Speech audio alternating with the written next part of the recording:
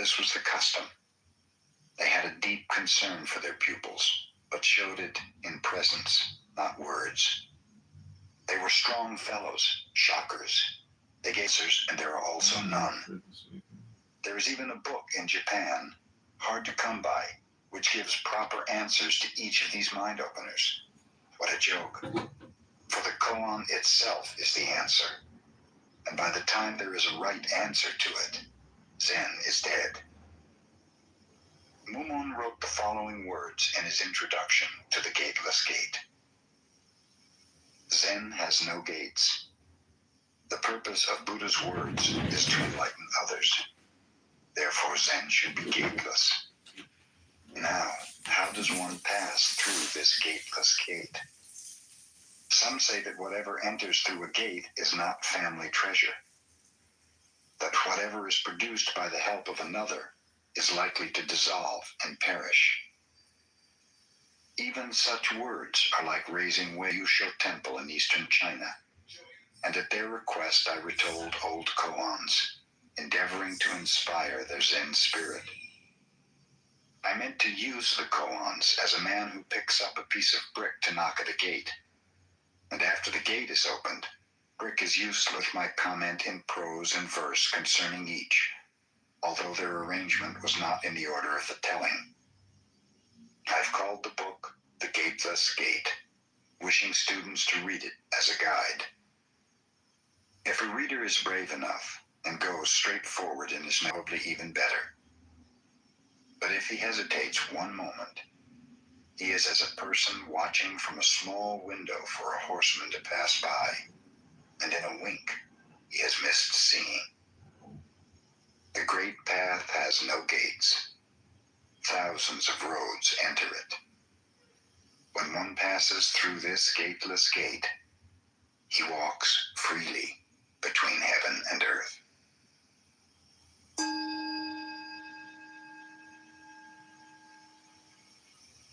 A monk asked Joshu, Mu.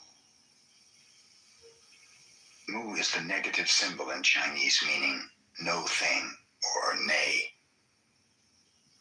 Mumon's comment, to realize Zen, one has to pass through the barrier of the patriarchs. Enlightenment always comes after the road of thinking is blocked. If you do not pass the barrier of the patriarchs, or if your thinking road is not blocked, this one word, Mu, is it. This is the barrier of Zen.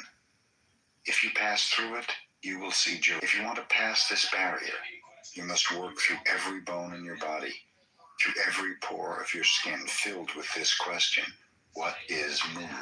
And carry it day and night. Do not believe it is the common negative symbol meaning nothing. It is not nothingness, the opposite of existence. If you really want to pass this barrier, you should feel like drinking a hot iron ball that you can neither swallow nor spit out. Then your previous lesser knowledge disappears. As a fruit ripening in season, your subjectivity and objectivity naturally become one. It is like a dumb man who has had a dream. He knows about it, but he cannot tell it. When he enters this condition, his ego shell is crushed, and he can shake the heaven and move the earth. He is like a great warrior with a sharp sword. If a Buddha stands in his way, he will cut him down. If a patriarch offers him any obstacle, he will kill. I will tell you how to do this with this koan. Just concentrate your whole energy into this Mu, and do not allow any discontinuation. When you enter this Mu and there is no discontinuation, your attainment will be as a candle burning and illuminating the whole universe. Has a dog Buddha nature? This is the most serious question of all. If you say yes or no, you lose your own Buddha nature.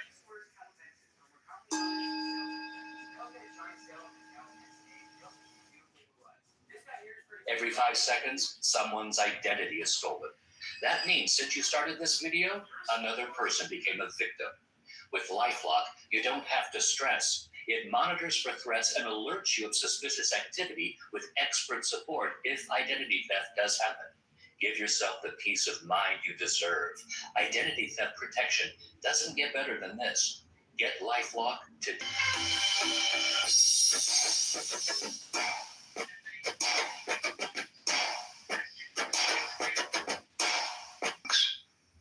At the end of each talk, when the monks left, so did he.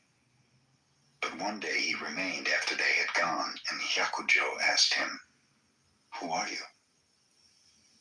The old man replied, "I am not a human being, but I was a human being when the Kashyapa Buddha preached in this world. I was a Zen master and lived on this mountain. At that time, one of my students asked me whether or not the enlightened man is subject to the law of causation.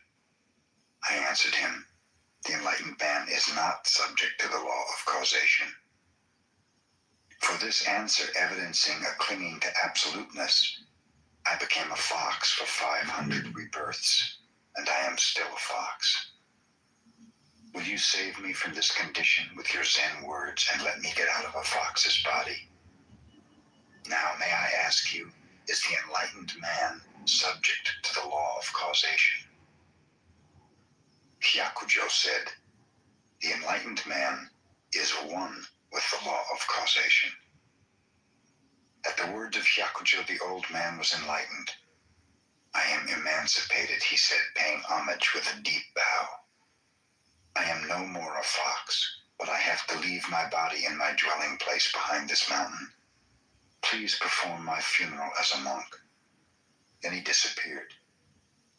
The next day, Hyakujo gave an order through the chief monk to prepare to attend the funeral of a monk. No one was sick in the infirmary, wondered the monks. What does our teacher mean? After dinner, Hyakujo led the monks out and around the mountain.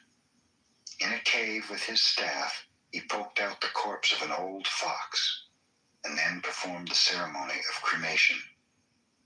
That evening, Hyakujo gave a talk to the monks and told them this story about the law of causation. Obaku, upon hearing the story, asked Hyakujo, "I understand that a long time ago, because a certain person gave a wrong Zen answer, he became a fox for 500 rebirths. Now I want to ask, if some modern master is asked many questions and he always gives the right answer, what will become of him?" Hyakujo said, "You come here near me and I will tell you." Obaku went near Hyakujo and slapped the teacher's face with his hand, for he knew this was the answer his teacher intended to give him. Hyakujo clapped his hands and laughed at this discernment. "I thought a Persian had a red beard," he said, "and now I know a Persian who has a red beard." Mumon's comment. The enlightened man is not subject. How can this answer make the monk a fox? The enlightened man is one with the law of causation. How can this answer make the fox emancipated? To understand this clearly, one has to have just one eye. Controlled or not controlled. The same dice shows two faces. Not controlled or controlled, both are a grievous error.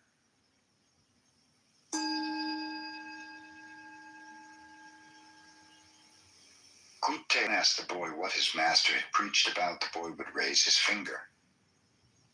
Gute heard about the boy's mischief. He seized him and cut off. Gute raised up his own finger. In that instant, the boy was enlightened. When Gute was about to pass from this world, he gathered. I could not exhaust it. Then he passed away. Mumon's comment. Enlightenment, which Gute and the boy attained, has nothing to do with the finger. If anyone clings to a finger, Tenryu will be so disappointed that he will annihilate Gute, the boy, and the clinger altogether. Gute cheapens the teaching of. Kyogen said, "Zen is like a man hanging in a tree by his teeth over a precipice. His hands grasp no branch. If the man in the tree does not answer, he fails. And if he does answer, He falls and loses his life. Now what shall he do? And lets their tears stream from their deaths, and lets their tears stream from their dead eyes.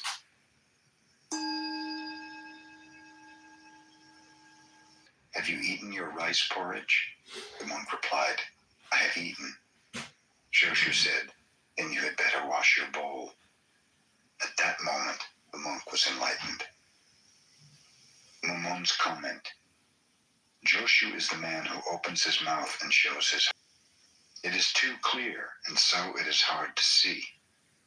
A dunce once searched for a fire with a lighted lantern. Had he known what fire was, he cooked his rice much sooner.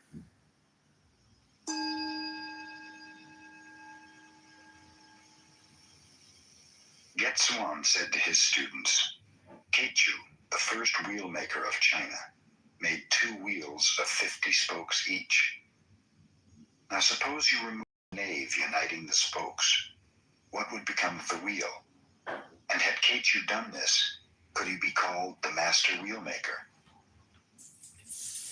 Mumon's comment, if anyone can answer this question instantly, his eyes will be like a comet and his mind like a flash of lightning. When the hubless wheel turns, master or no master can stop it. It turns above heaven and below earth, south, north, east, and west.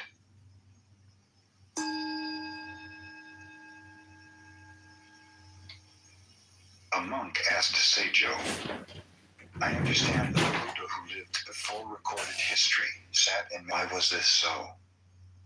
Seijo replied, the question is self-explanatory.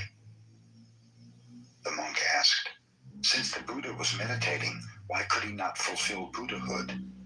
Seijo said, he was not a Buddha. Mumon's comment, I will allow his realization, but I will not admit his understanding. When one ignorant attains realization, he is a saint. When a saint begins to understand, he is ignorant. It is better to realize mind than body. When mind is real, then he desires no praising.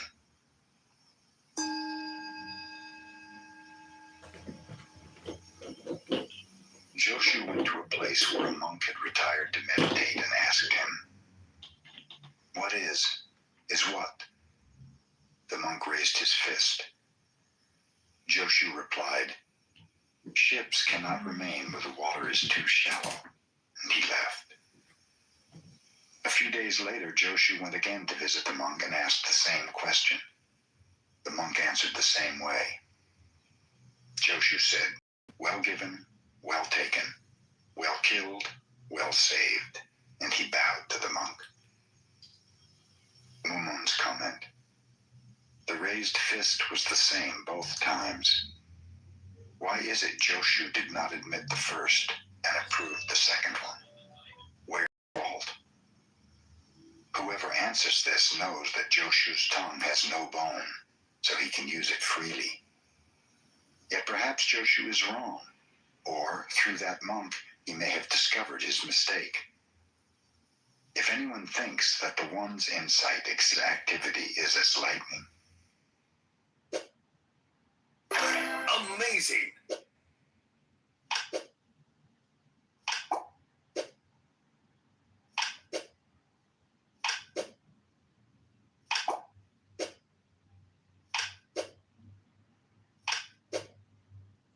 Unbelievable!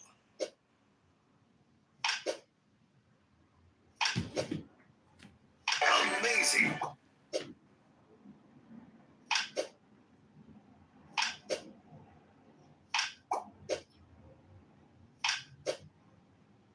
Unbelievable! Good. Amazing!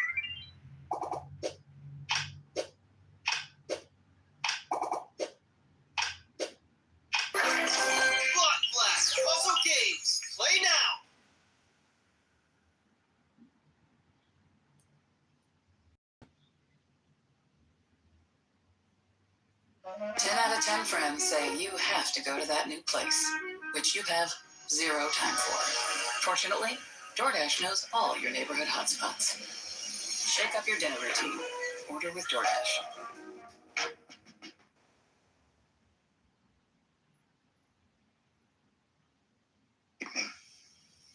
The sword that kills the man is the sword that saves the man.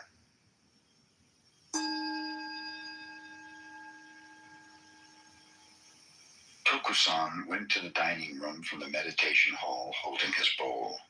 Seppo was on duty cooking. When he met Tokusan, he said, "The dinner drum is not yet beaten. Where are you going with your bowl?" So Tokusan returned to his room. Tokusan heard of this remark and asked Ganto to come to him. "I have heard," he said, "you are not approving my Zen." Ganto admitted this indirectly. Tokusan said nothing. The next day, Tokusan delivered an entirely different kind of lecture to the monks. Ganto laughed and clapped his hands, saying, "I see our old man understands ultimate truth indeed. None in China can surpass him." Mumon's comment. Speaking about ultimate truth, both Ganto and Tokusan did not even dream it. After all, they are dummies. Whoever understands the first truth should understand the ultimate truth. The last and first, are they not the same?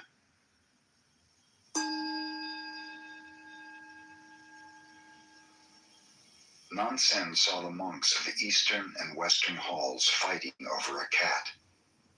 He seized the cat and told the monks, "If any of you say a good word, you can save the cat." No one answered, so Nansen boldly cut the cat in 2 pieces. That evening, Joshu returned, and Nansen told him about this. Joshu removed his sandals and, placing them on his head, walked out. Nansen said, "If you had been there, you could have saved the cat." Mumon's comment. Why did Joshu put his sandals on his head? If anyone answers this question, he will understand exactly how Nansen enforced the edict. Make it real. If not, he should watch his own head. And the police. If Democrats won't let the Had police Joshu arrest been there, aliens, then he arrest would the have enforced Democrats. the edict Either it's oppositely. real or it's all Joshu just real. snatches the sword, and Nansen begs for his life.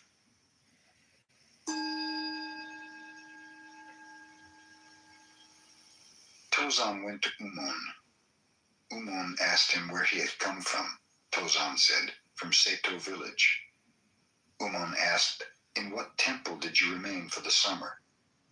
Tozan replied, "The temple of Hoji, south of the lake." "When did you leave there?" asked Umon, wondering how long Tozan would continue with such factual answers. "The 25th of August, answered Tozan. Umon said, "I should give you 3 blows with a stick, but today I forgive you." The next day, Tozan bowed to Umon and asked, "Yesterday you forgave me 3 blows. I do not know why you thought me wrong." Umon, rebuking Tozan's spiritless responses, said, "You are good for nothing. You simply wander from one monastery to another." Before Umon's words were ended, Tozan was enlightened. Mumon's comment. Umon fed Tozan good Zen food. If Tozan can digest it, Umon may add another member to his family. In the evening, Tozan swam around in a sea of good food. Because But at dawn, Umon crushed his nutshell. After all, he wasn't so smart. Now I want to ask, who deserves them? If you say no, Umon is speaking a lie. If you answer this question clearly, you can eat the same food as Tozan. The lioness teaches her cubs roughly. The cubs jump and she knocks them down. When Umon saw Tozan, his first arrow was light. His second arrow shot deep.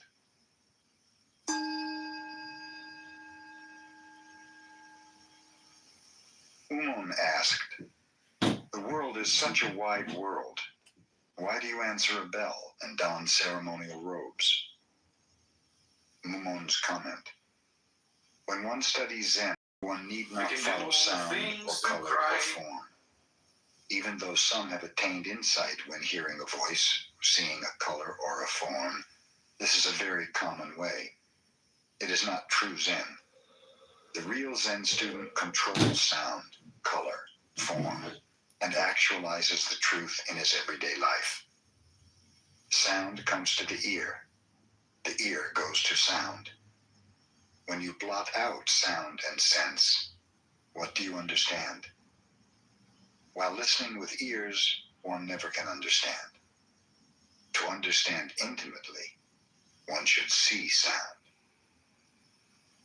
When you understand, you belong to the family. When you do not understand, you are a stranger. Those who do not understand belong to the family. And when they understand, they are strangers.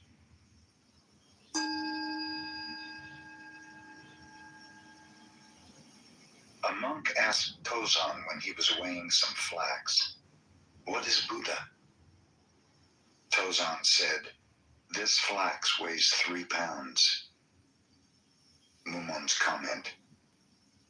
Old Tozan Zen is like a clam. The minute the shell opens, you see the whole inside. However, I want to ask you, do you see the real Tozan? 3 pounds of flax in front of your nose, close enough, and mind is still closer. Whoever talks about affirmation and negation lives in the right and wrong region."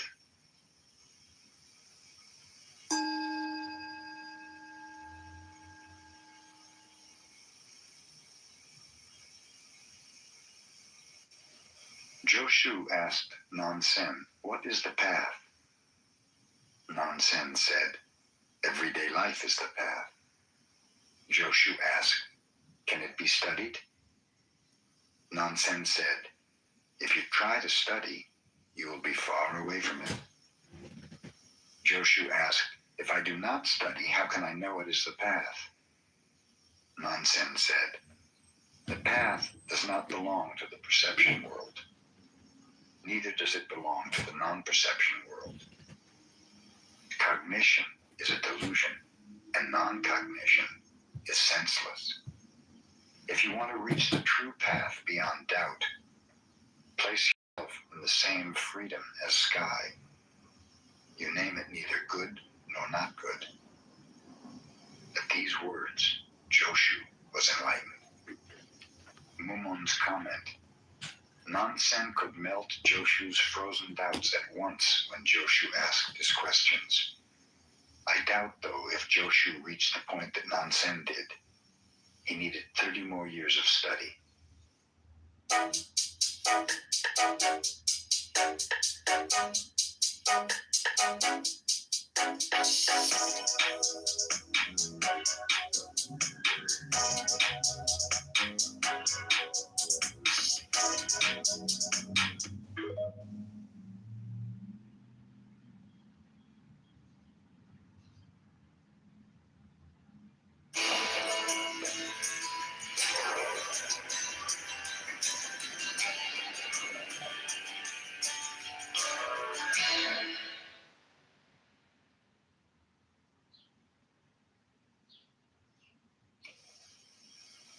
In spring, hundreds of flowers.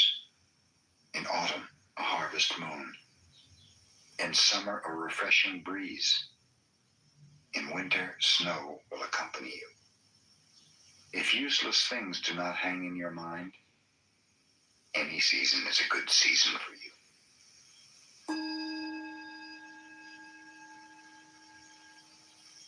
When he became emancipated, the 6th patriarch received from the 5th patriarch the bowl and robe given from the Buddha to his successors, generation after generation. A monk named Imyo, out of envy, pursued the patriarch to take this great treasure away from him.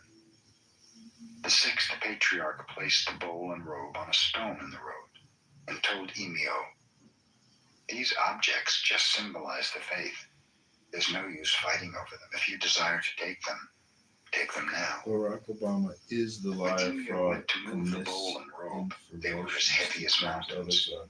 All He could prediction, not all budge lies, a faggot all the time. Trembling for CIA shame, he publicly said, created 16 "I trillion came jets. wanting to If teach you you, just come not be the sure material that's treasures. a faggot. Please teach me." The sixth Obama. patriarch said, "When you do not think good, and when you do not think not good, what is your true self?" At these words, Emio was illumined.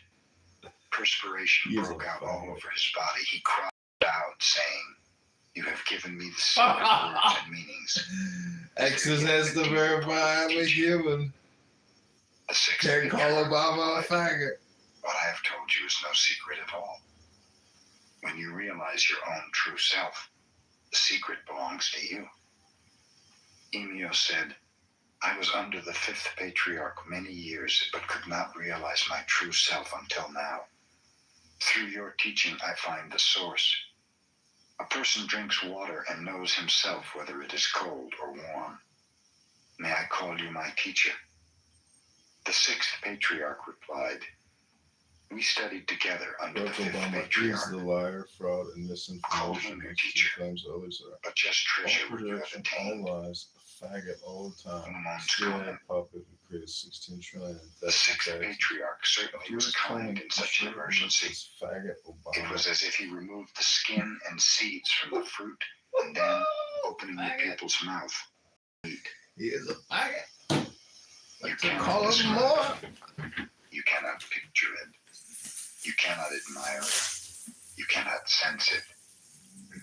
It is your true self. It has nowhere to hide. When the world is destroyed, it will not be destroyed.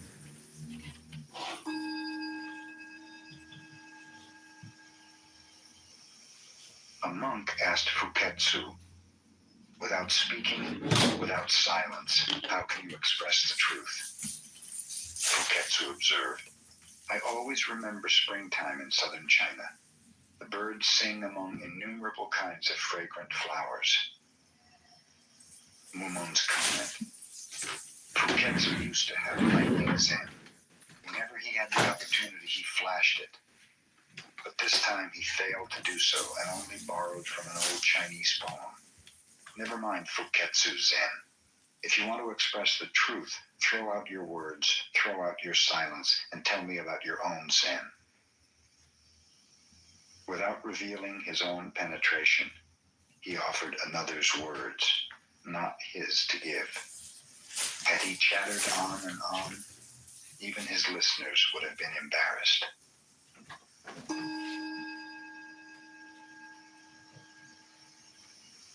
In a dream, Kyozan went to Maitreya's Pure Land. He recognized himself seated in the third seat in the abode of Maitreya. Someone announced, "Today the one who sits in the third seat will preach." Kyozan arose and, hitting the gavel, said, "The truth of Mahayana teaching is transcendent, above words and thought. Do you understand?" Mumon's comment, "I want to ask you monks, did he preach or did he not? When he opens his mouth, he is lost. If he does not open it, if he does not seal it, he is 108,000 miles from truth. In the light of day, yet in a dream, he talks of a dream. A monster among monsters. He intended to deceive the whole crowd."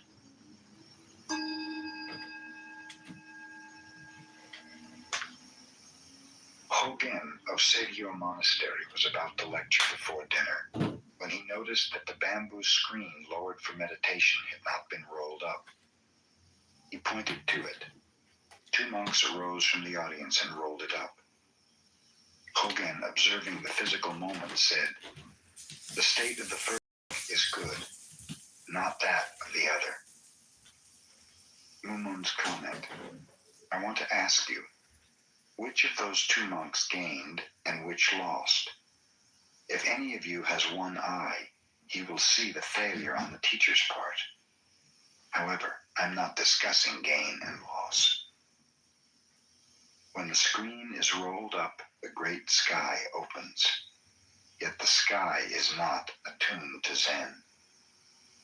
It is best to forget the great sky and to retire from every wind.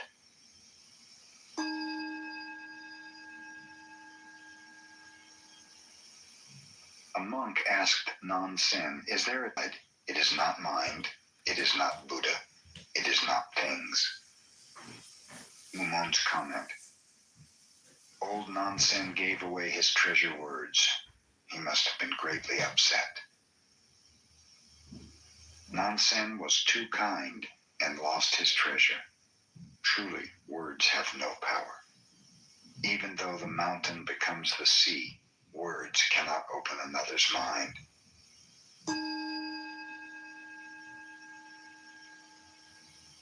Tokusan was studying Zen under Ryutan. One night he came to Ryutan and asked many questions. The teacher said, "The night is getting old. Why don't you retire?" So Tokusan bowed and opened the screen to go out, observing, "It is very dark outside." Ryutan offered Tokusan a lighted candle to find his way. Just as Tokusan received it, Ryutan blew it out. At that moment, the mind of Tokusan was opened. "What have you attained?" asked Ryutan. "From now on," said Tokusan, "I will not doubt the teacher's words." The next day, Ryutan told the monks at his lecture, "I see one monk among you. His teeth are like the sword. He will mount the highest peak and carry my teaching there." On that day, in front of the lecture hall, Tokusan burned to ashes his commentaries on the sutras. He said, "However abstruse the teachings are, in comparison with this enlightenment, they are like a single hair to the great sky. However profound the complicated knowledge of the world, compared to this enlightenment, it is like one drop of water to the great ocean." Then he left that monastery. Mumon's comment. When Tokusan was in his own country, he was not satisfied with Zen, although he had heard about it. Those southern monks say they can teach Dharma outside of the sutras. They are all wrong. I must teach them. So he traveled south. He happened to stop near Ryutan's monastery for refreshments. An old woman who was there asked him, "What are you carrying so heavily?" Tokusan replied, "This is a commentary I have made on the Diamond Sutra after many years of work." The old woman said, "I read that sutra which says, the past mind cannot be held, the present mind cannot be held, the future mind cannot be held. You wish some tea and refreshments? Which mind do you propose to use for them?" Tokusan was as though dumb. Finally he asked the woman, "Do you know of any good teacher around here?" The old woman referred him to Ryutan, not more than 5 miles away. So he went to Ryutan in all humility, quite different from when he had started his journey. Ryutan in turn was so kind he forgot his own dignity. It was like pouring muddy water over a drunken man to sober him. After all, it was an unnecessary comedy. 100 hearings cannot surpass one seeing. But after you see the teacher, that one glance cannot surpass 100 hearings. His nose was very high, but he was blind after all.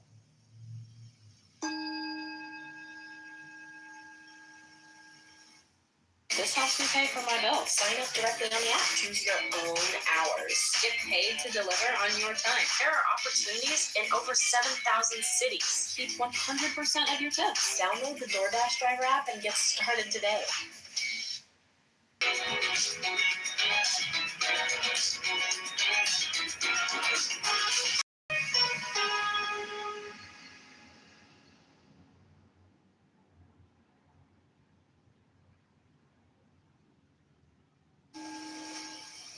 Two monks were arguing about a flag. One said, "The flag is moving." The other said, "The wind is moving." The sixth patriarch happened to be passing by. He told them, "Not the wind, not the flag. Mind is moving." Mumon's comment. The sixth patriarch said, "The wind is not moving, the flag is not moving, mind is moving." What did he mean? If you understand this intimately, you will see the two monks there trying to buy iron and gaining gold. The sixth patriarch could not bear to see those two dull heads, so he made such a bargain. Wind, flag, mind moves. Same understanding. When the mouth opens, all are wrong.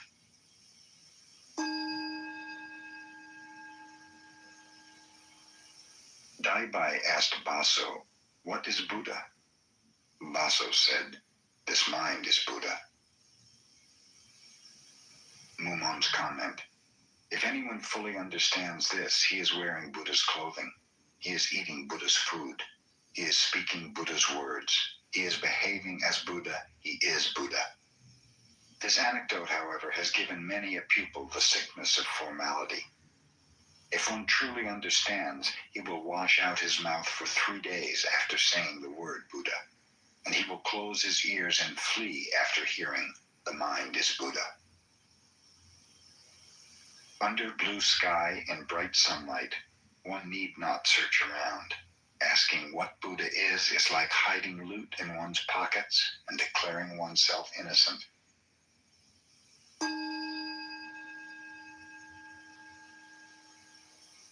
A traveling monk asked an old woman the road to Taizan, a popular temple supposed to give wisdom to the one who worships there. The old woman said, "Go straight ahead." When the monk proceeded a few steps, she said to herself, "He also is a common churchgoer." Someone told this incident to Joshu, who said, "Wait until I investigate." The next day he went and asked the same question, and the old woman gave the same answer. Joshu remarked, "I have investigated that old woman." Mumon's comment.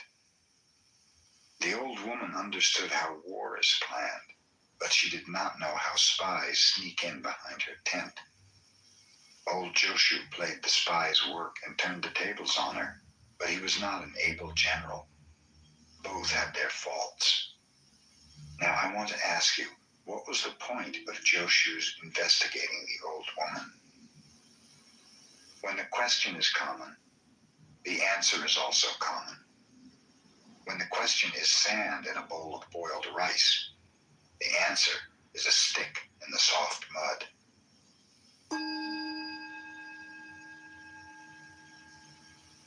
A philosopher asked Buddha, saying, "I have cleared away my delusions and entered the true path." After the philosopher had gone, Ananda asked the Buddha what he had attained.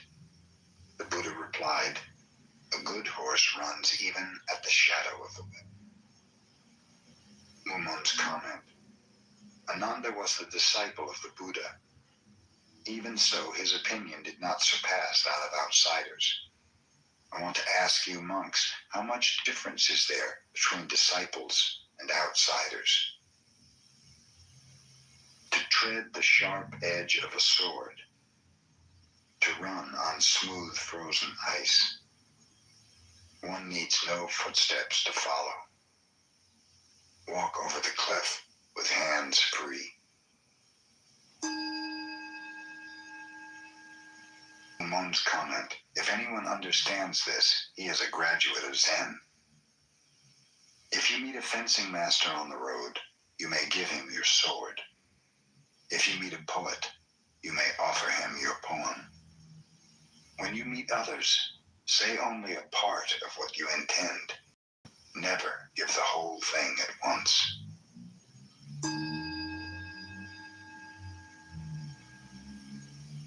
Nansen said, "Mind is not Buddha. Learning is not the path." Mumon's comment. Nansen was getting old and forgot to be ashamed. He spoke out with bad breath and exposed the scandal of his own home. However, there are few who appreciate his kindness. When the sky is clear, the sun appears. When the earth is parched, rain will fall. He opened his heart fully and spoke out, but it was useless to talk to pigs and fish.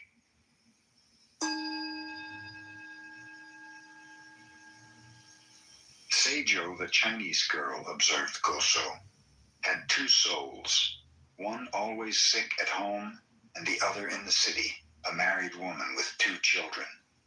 Which was the true soul? Mumon's comment. When one understands this, he will know it is possible to come out from one shell and enter another, as if one were stopping at a transient lodging house.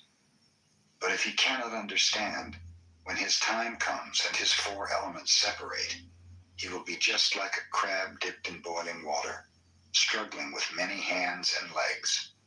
In such a predicament, he may say, Mumon did not tell me where to go, but it will be too late then. The moon above the cloud is the same moon. The mountains and rivers below are all different. Each is happy in its unity and variety. This is one, this is two.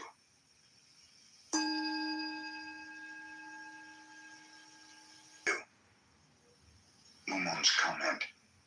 In such a case, if you can answer him intimately, your realization will be beautiful. But if you cannot, you should look about without seeing anything. Meeting a Zen master on the road, face him neither with words nor silence. Give him an uppercut, and you will be called one who understands Zen.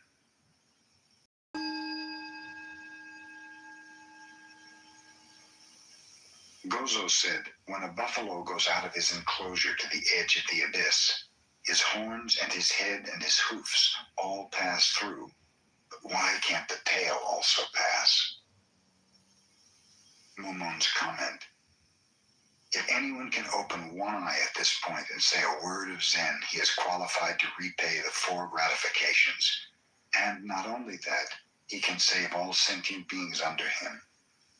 But if he cannot say such a word of true Zen, he should turn back his tail. Excellent.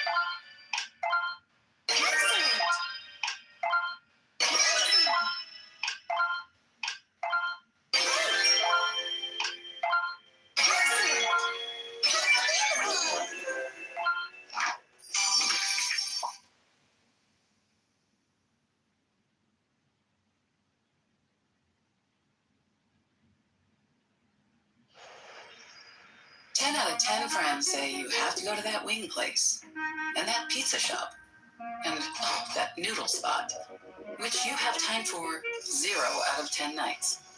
Fortunately, DoorDash knows all your neighborhood hotspots, so you can always get the best of what's around. We wish you the best of luck with that. Shake up your dinner routine. Order with DoorDash.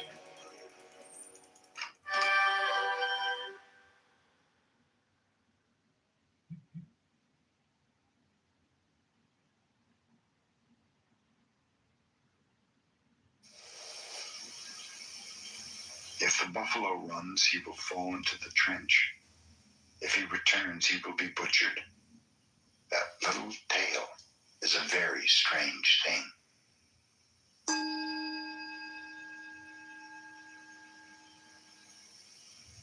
A monk asked Joshu why Bodhidharma came to China. Joshu said, an oak tree in the garden. Mumon's comment.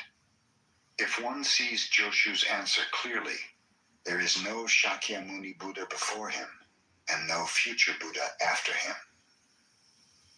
Words cannot describe everything. its message cannot be delivered in words.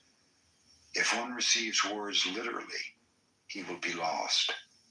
If he tries to reason with words, he will not attain enlightenment in this life.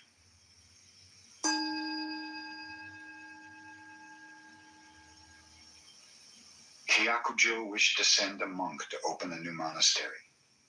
He told his pupils that whoever answered a question most ably would be appointed. Placing a water vase on the ground, he asked, "Who can say what this is without calling its name?" The chief monk said, "No one can call it a wooden shoe." Isan, the cooking monk, tipped over the vase with his foot. And Mumon's comment. Isan was brave enough, but he could not escape Hyakujo's trick. Giving up cooking utensils, defeating the chatterbox. Though his teacher sets a barrier for him, his feet will tip over everything, even the Buddha.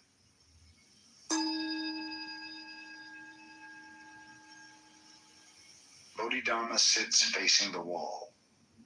His future successor stands in the snow and presents his severed arm to Bodhidharma. He cries, "My mind is not pacified. Master, pacify my mind." Bodhidharma says, "If you bring me that mind, I will pacify it for you." The successor says, "When I search my mind, I cannot hold it." Bodhidharma says, "Then your mind is pacified already." Mumon's comment.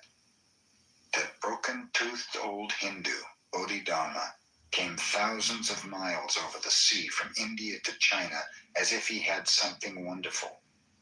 He's like raising waves without wind. After he remained years in China, he had only one disciple, and that one lost his arm and was deformed. Alas, ever since he has had brainless disciples. In the time of Buddha Shakyamuni, Manjushri went to the assemblage of the Buddhas. When he arrived there, the conference was over, and each Buddha had read Buddha Shakyamuni how it was possible for this girl to reach this state, one which even he could not attain. "Bring her out from Samadhi and ask her yourself," said the Buddha. Manjushri walked around the girl 3 times and snapped his fingers. She still remained in meditation. So by his miracle power, he transported her to a high heaven and tried his best to call her, but in vain. Place, past 1,200 million countries, is a bodhisattva, Momyo, seed of delusion. If he comes here, she will awaken. No sooner had the Buddha spoken, Bodhisattva sprang up from the earth and bowed and paid homage to the Buddha. Buddha directed him to arouse the girl. The Bodhisattva went in front of the girl and snapped his fingers, and in that instant, the girl came out of her deep meditation. Mumon's comment. Shakyamuni set a very poor stage. I want to ask you, monks, if Manjushri, who is supposed to have been the teacher of 7 Buddhas, could not bring this girl out of meditation, how then could a bodhisattva who was a mere beginner? If you understand this intimately, you yourself can enter the great meditation while you are living in the world of delusion. One could not awaken her, the other could. Neither are good actors. One wears the mask of God, one a devil's mask. Had both failed, the drama still would be a comedy.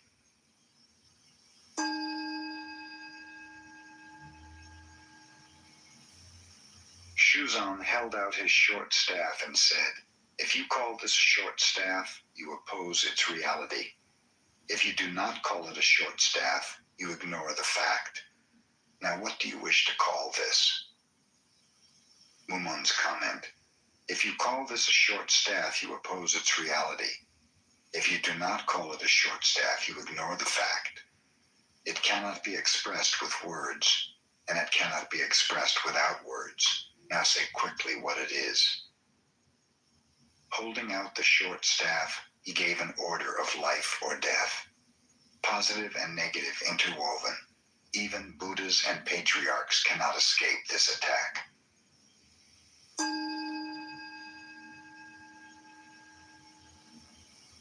Basho said to his disciple, "When you have a staff, I'll give it to you. If you have no staff, I will take it away from you." Mumon's comment: "When there is no bridge over the creek, the staff will help me. When I return home on a moonless night, the staff will accompany me. But if you call this a staff, you will enter hell like an arrow." With this staff in my hand, I can measure the depths and shallows of the world. The staff supports the heavens and makes firm the earth. Everywhere it goes, the true teaching will be spread.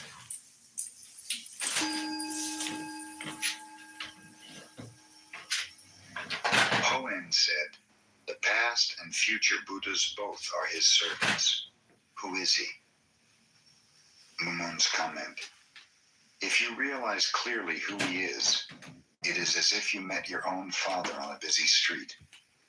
There's no need to ask anyone whether or not your recognition is true. Do not fight with another's bow and arrow. Do not ride another's horse. Do not discuss another's faults. Do not interfere with another's work."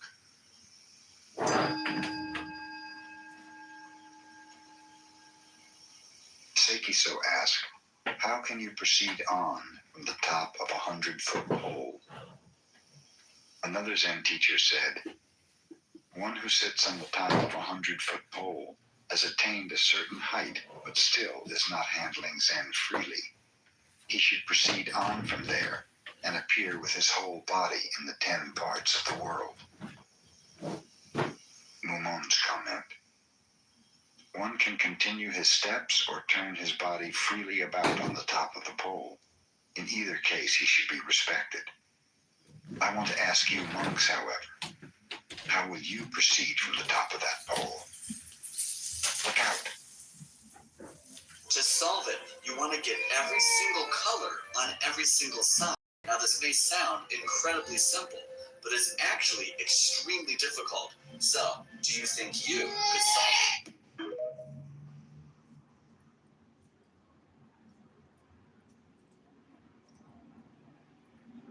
Domino's Best Deal Ever is back because we know you love to get the most out of your pizza by getting the most on your pizza.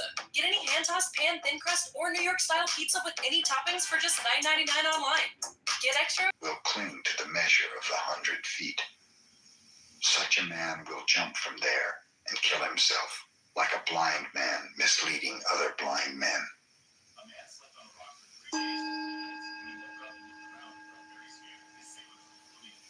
Tosotsu 3 barriers and made the monks pass through them.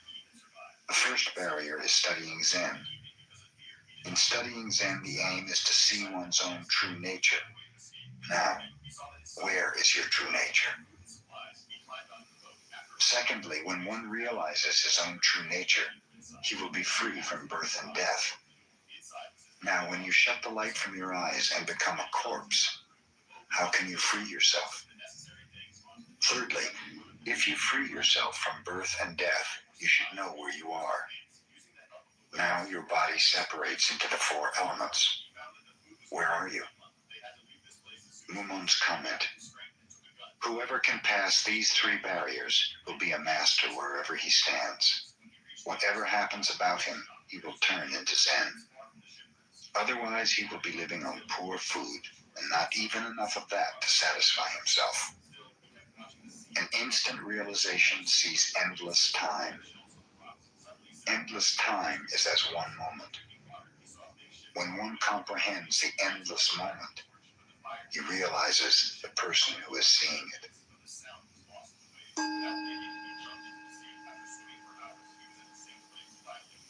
A Zen pupil asked Kenbo, "All Buddhas of the 10 parts of the universe enter the one road of nirvana. Where does that road begin?" Kenbo, raising his walking stick and drawing the figure 1 in the air, said, "Here it is."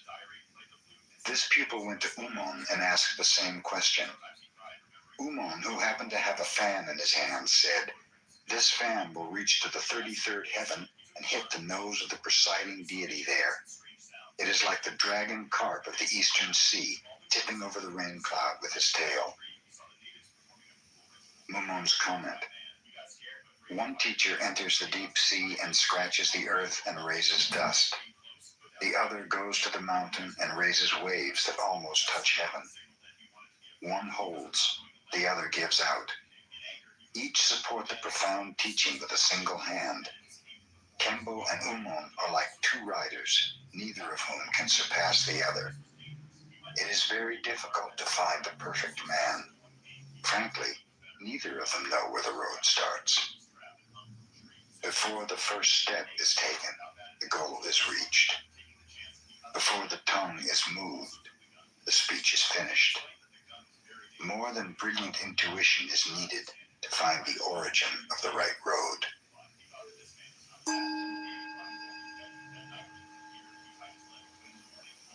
Anban, a layman Zen student, said, Mumon has just published 48 koans and called the book Gateless Gate. He criticizes the old patriarch's words and actions. I think he's very mischievous. He is like an old donut seller trying to catch a passerby to force his donuts down his mouth. The customer can neither swallow nor spit out the donuts, and this causes suffering. Mumon has annoyed everyone enough, so I think I shall add one more as a bargain. I wonder if he himself can eat this bargain. If he can and digest it well, it will be fine. But if not, we will have to put it back into the frying pan with his 48 also and cook them again. Mumon, you eat first before someone else does. Buddha, according to a sutra, once said, Stop, stop. Do not speak. The ultimate truth is not even to think. Amban's comment. Where did that so-called teaching come from? How is it that one could not even think it? Suppose someone spoke about it, then what became of it? Buddha himself was a great chatterbox, and in this sutra spoke contrarily. Because of this, persons like Mumon appear afterwards in China and make useless donuts, annoying people. What shall we do after all? I will show you. Then Anban put his palms together, folded his hands, and said, Stop, stop, do not speak. The ultimate is not even to think. And now I will make a little circle on the sutra with my finger, and add that 5,000 other sutras and Vimalakirti's Gateless Gate are all here. If anyone tells you fire is light, pay no attention. When two thieves meet, they need no introduction. They recognize each other without question.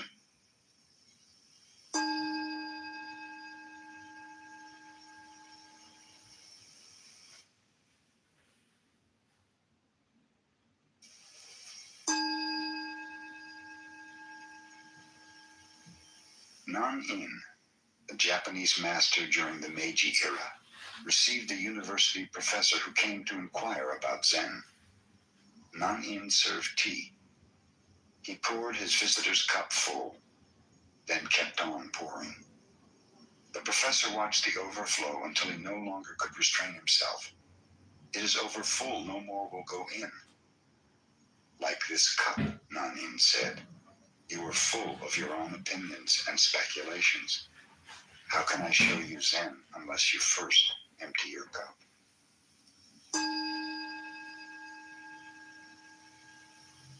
Gudo was the emperor's teacher of his time. Nevertheless, he used to travel alone as a wandering mendicant. Once when he was on his way to Edo, the cultural and political center of the shogunate, he approached a little village named Takenaka. It was evening and a heavy rain was falling. Gudo was thoroughly wet. His straw sandals were in pieces. At a farmhouse near the village, he noticed 4 or 5 pairs of sandals in the window and decided to buy some dry ones. To stay ahead of the competition, you need to optimize your supply chain of key deliverables, like noodles. That's why you need EasyCater, a mission-critical all-in-one tech platform for ordering food for work. Get started at EasyCater. Some dry ones. offered him the sandals, seeing how wet he was, invited him to remain for the night in her home. Gudo accepted, thanking her. He entered and recited a sutra before the family shrine. He then was introduced to the woman's mother and to her children. Observing that the entire family was depressed, Gudo asked, "What was wrong?" "My husband is a gambler and a drunkard," the housewife told him. "When he happens to win, he drinks and becomes abusive. When he loses, he borrows money from others. Sometimes when he becomes thoroughly drunk, he does not come home at all. What can I do?" "I will help him," said Gudo. "Here is some money. Get me a gallon of fine wine and something good to eat. Then you may retire. I will meditate before the shrine." When the man of the house returned about midnight, quite drunk, he bellowed, "Hey, wife, I'm home. Have you something for me to eat?" "I have something for you," said Gudo. "I happened to be caught in the rain, and your wife kindly asked me to remain here for the night. In return, I have bought some wine and fish, so you might as well have them." The man was delighted. He drank the wine at once and laid himself down on the floor. Gudo sat in meditation beside him. In the morning, when the husband awoke, he had forgotten about the previous night. "Who are you? Where do you come from?" he asked Gudo, who still was meditating. "I am Gudo of Kyoto, and I am going on to Edo," replied the Zen master. The man was utterly ashamed. He apologized profusely to the teacher of his emperor. Gudo smiled. "Everything in this life is impermanent," he explained. "Life is very brief. If you keep on gambling and drinking, you will have nothing left to accomplish anything else, and you'll cause your family to suffer too." The perception of the husband awoke as if from a dream. "You are right," he declared. "How can I ever repay you for this wonderful teaching? Let me see you off and carry your things a little way." "If you wish," assented Gudo. The two started out. After they had gone 3 miles, Gudo told him to return. "Just another 5 miles, he begged Gudo. They continue on. "You may return now," suggested Gudo. "Another 10 miles, the man replied. "Return now," said Gudo when the 10 miles had been passed. "I'm going to follow you all the rest of my life," declared the man. Modern Zen teachers in Japan spring from the lineage of a famous master who was the successor of Gudo. His name was Munan, the man who never turned back.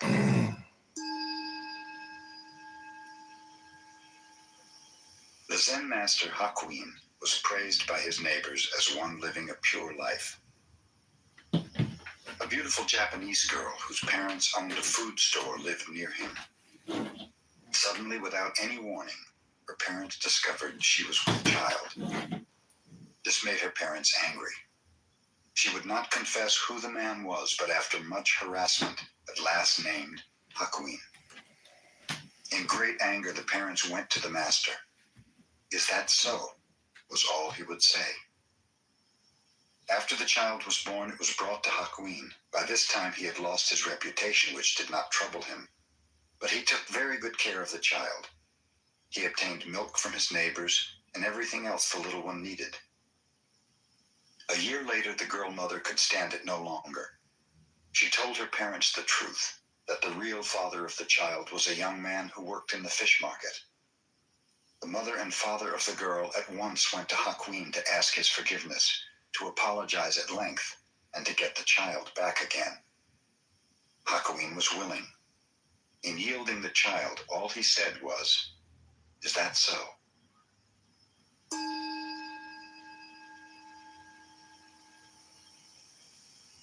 The Master Bankei's talks were attended not only by Zen students, but by persons of all ranks and sects.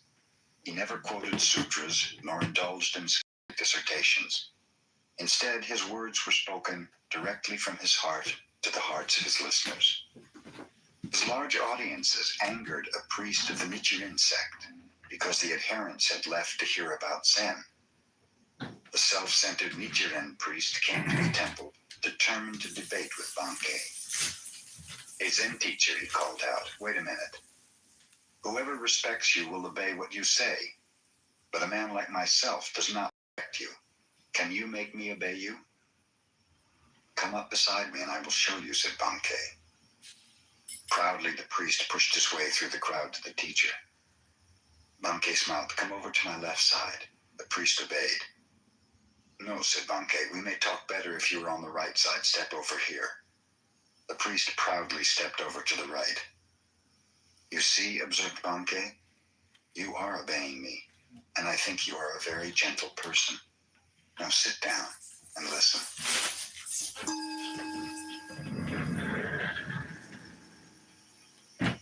20 monks and one nun who was named Ishun were practicing meditation with a certain Zen master. Ishun was very pretty, even though her head was shaved and her dress plain. Several monks secretly fell in love with her. One of them wrote her a love letter, insisting upon a private meeting. Ishun did not reply. The following day, the master gave a lecture to the group, and when it was over, Ishun arose. Addressing the one who had written her, she said, "If you really love me so much, come and embrace me now."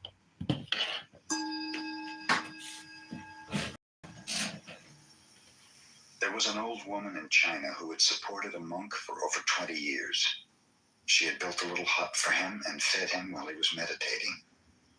Finally, she wondered just what progress he had made in all this.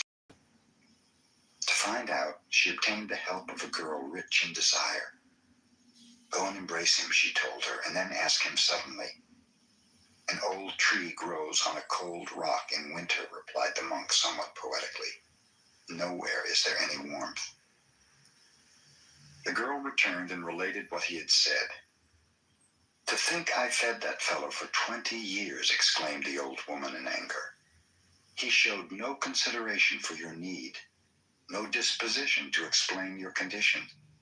He need not have responded to passion, but at least he should have evidenced some compassion. She at once went to the hut of the monk and burned it down.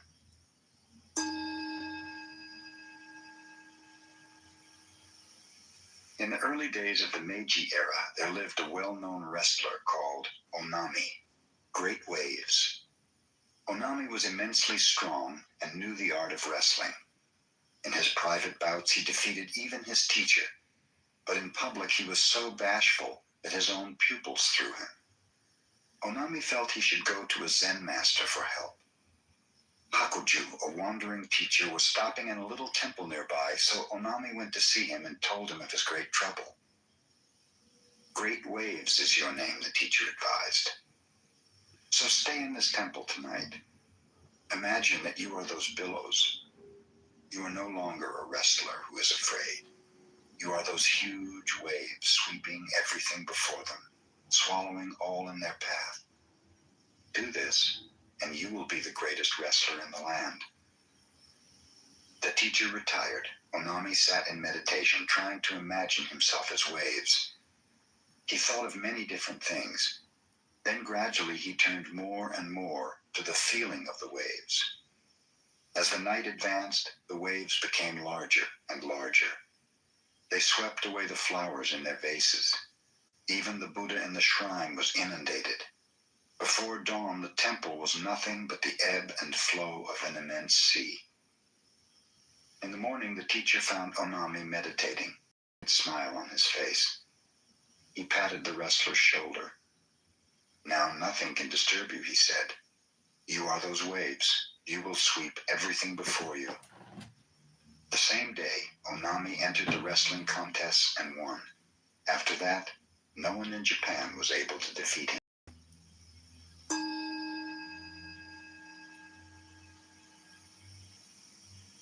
Ryokan, a Zen master, lived the simplest kind of life in a little hut at the foot of a mountain. One evening, a thief visited the hut, only to discover there was nothing in it to steal. Ryokan returned and caught him. You may have come a long way to visit me, he told the prowler, and you should not return empty-handed. Please take my clothes as a gift. The thief was bewildered. He took the clothes and slunk away. Ryokan sat naked watching the moon. Poor fellow, he mused. I wish I could give him this beautiful moon.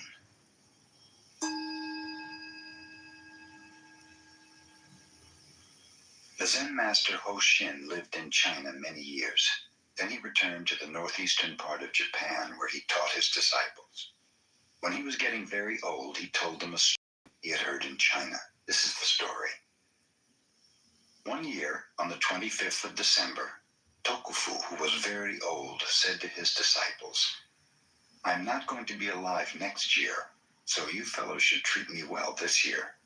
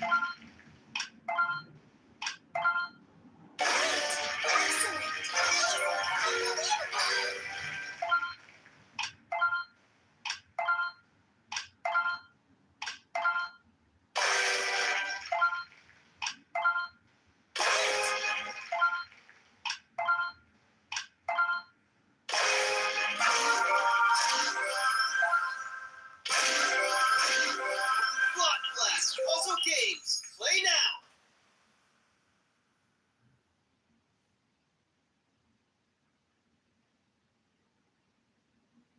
Here. The pupils thought he was joking, but since he was a great-hearted teacher, each of them in turn treated him to a feast on succeeding days of the departing year.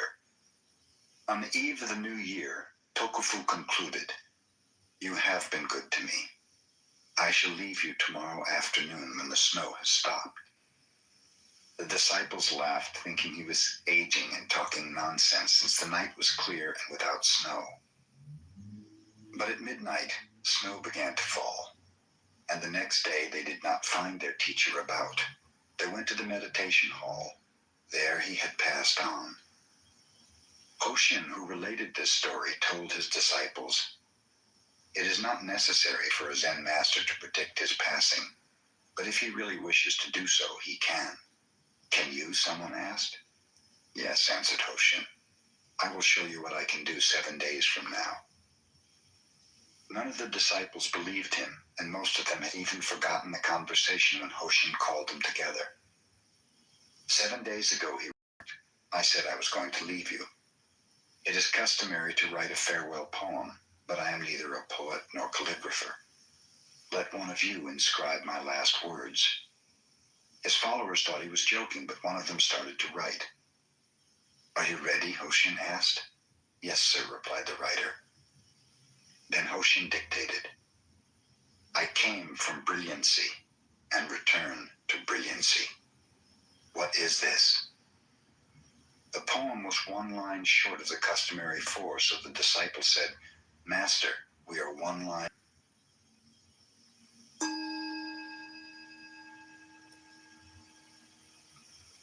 The exquisite Shunkei, whose other name was Suzu, was compelled to marry against her wishes when she was quite young. Later, after this marriage had ended, she attended the university where she studied philosophy. To see Shunkei was to fall in love with her. Moreover, wherever she went, she herself fell in love with others. Love was with her at the university, and afterwards, when philosophy did not satisfy her and she visited a temple to learn about Zen, the Zen students fell in love with her. Shunkei's whole life was saturated with love. At last in Kyoto, she became a real student of Zen. Her brothers in the sub-temple of Kenin praised her sincerity. One of them proved to be a congenial spirit and assisted her in the mastery of Zen. The abbot of Kenin, Mokurai, Silent Thunder, was severe. He kept the precepts himself and expected his priests to do so. In modern Japan, whatever zeal these priests have lost for Buddhism, they seem to have gained for taking wives. Mokure used to take a broom and chase the women away when he found them in any of his temples, but the more wives he swept out, the more seemed to come back.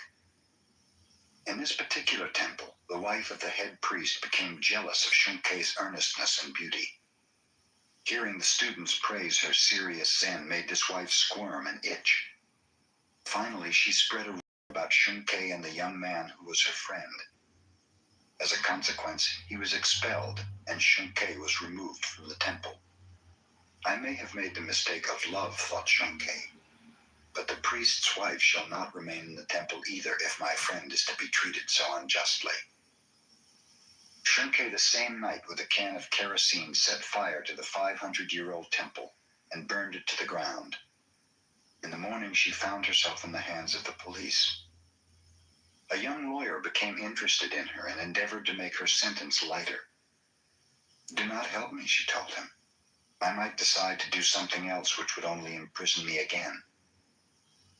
At last a sentence of 7 years was completed, and Shunkei was released from the prison, where the 60-year-old warden also had become enamored of her.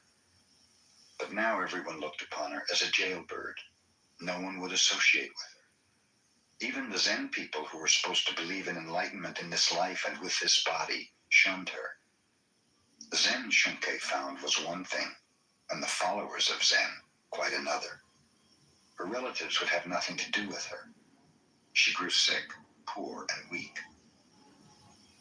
She met a Shinsu priest who taught her the name of the Buddha of love, and in this Shunkei found some solace and peace of mind. She passed away when she was still exquisitely beautiful and hardly 30 years old. She wrote her own story in a futile endeavor to support herself, and some of it she told to a writer, so it reached the Japanese people. Those who rejected Shunkei, those who slandered and hated her, now read of her life with tears of remorse.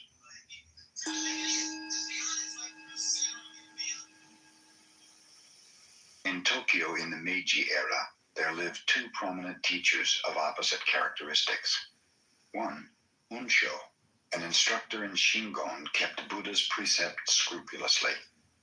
He never drank intoxicants, nor did he eat after 11 o'clock in the morning.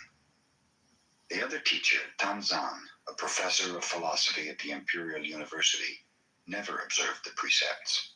When he felt like eating, he ate, and when he felt like sleeping in the daytime, he slept. One day Unsho visited Tanzan, who was drinking wine at the time, not even a drop of which is supposed to touch the tongue of a Buddhist. "Hello, brother," Tanzan greeted him. "Won't you have a drink?" "I never drink," exclaimed Unsho solemnly. "For one who does not drink is not even human," said Tanzan. "Do you mean to call me inhuman just because I do not indulge in intoxicating liquids?" exclaimed Unsho in anger. "Then if I am not human, what am I?" "A Buddha," answered Tanzan.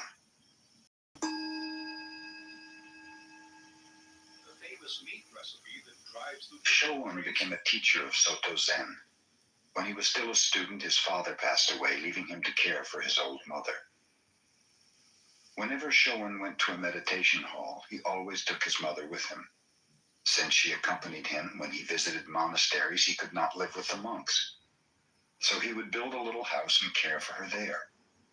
He would copy sutras, Buddhist verses, and in this manner receive a few coins for food. When Shoun brought fish for his mother, people would scoff at him, for a monk is not supposed to eat fish. But Shoun did not mind.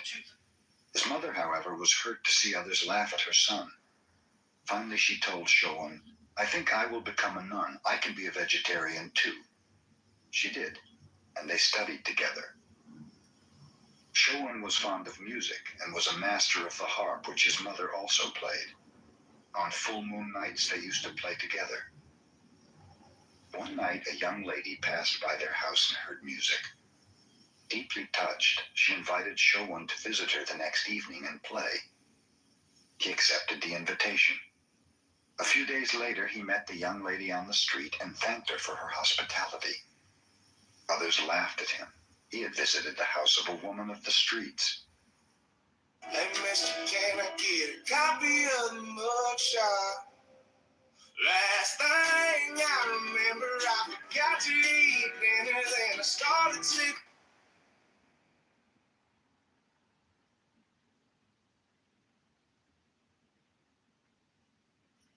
Every 5 seconds, someone's identity is stolen. That means since you started this video, another person became a victim. With LifeLock, you don't have to stress. It monitors for threats and alerts you of suspicious activity with expert support if identity theft does happen. Give yourself the peace of mind you deserve. Identity theft protection doesn't get better than this. Get LifeLock today.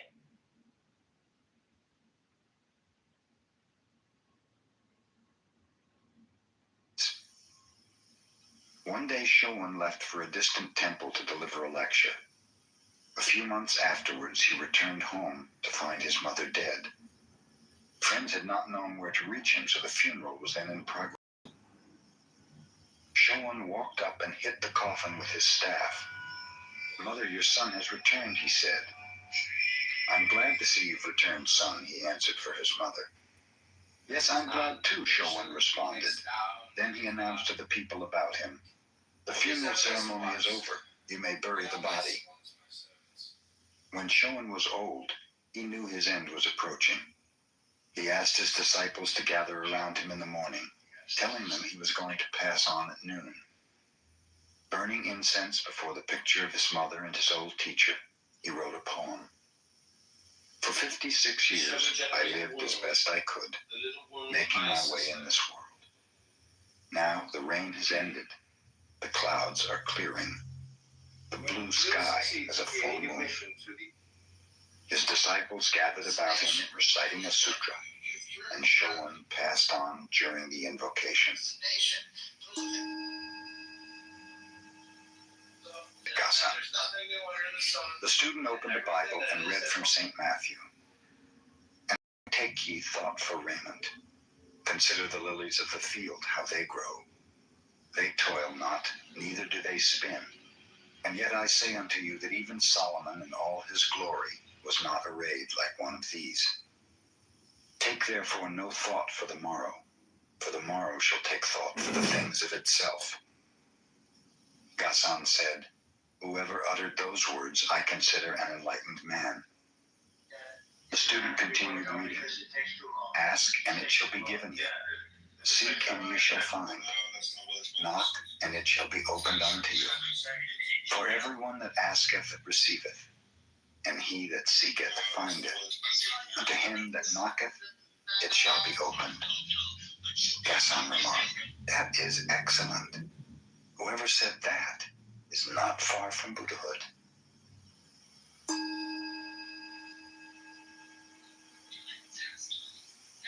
Buddha told a parable in a sutra. A man traveling across a field encountered a tiger. He fled, the tiger after him. Coming to a precipice, he caught hold of the root of a wild vine and swung himself down over the edge. The tiger sniffed at him from above. Trembling, the man looked down to where, far below, another tiger was waiting to eat him. Only the vine sustained him. 2 mice, one white and one black, little by little started to gnaw away the vine. The man saw a luscious strawberry near him. Grasping the vine with one hand, he plucked the strawberry with the other. How sweet it tasted!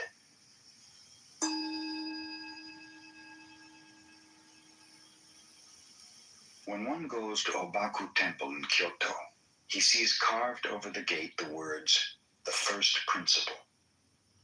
The letters are unusually large, and those who appreciate calligraphy always admire them as being a masterpiece. They were drawn by Kosen 200 years ago. When the master drew them, he did so on paper from which workmen made the larger carving in wood. As Kosen sketched the letters, a bold pupil was with him who had made several gallons of ink for the calligraphy and who never failed to criticize his master's work. That is not good, he told Kosen after the first effort. How was that one? Poor, worse than before, pronounced the pupil. Kosen patiently wrote one sheet after another until 84 first principles had accumulated, still without the approval of the pupil. Then when the young man stepped outside for a few moments, Kosen thought, now is my chance to escape his keen eye, and he wrote hurriedly with a mind free from distraction. The first principle. A masterpiece, pronounced the pupil.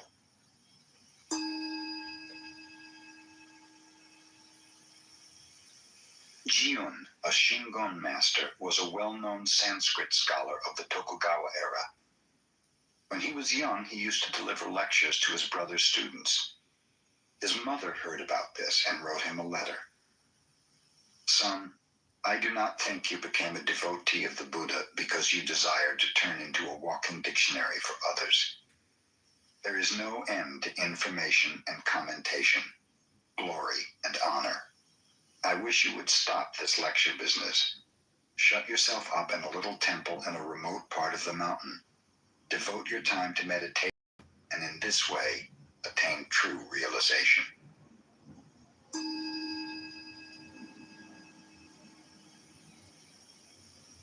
The master of Kenyin Temple was Mokurai, Silent Thunder. He had a little protege named Toyo, who was only 12 years old. Toyo saw the older disciples visit the master's room each morning and evening to receive instructions in sanzen, or personal guidance, in which they were given koans to stop mind wandering. Toyo wished to do a sanzen also. Wait a while, said Mokurai. You're too young. But the child insisted, so the teacher finally consented.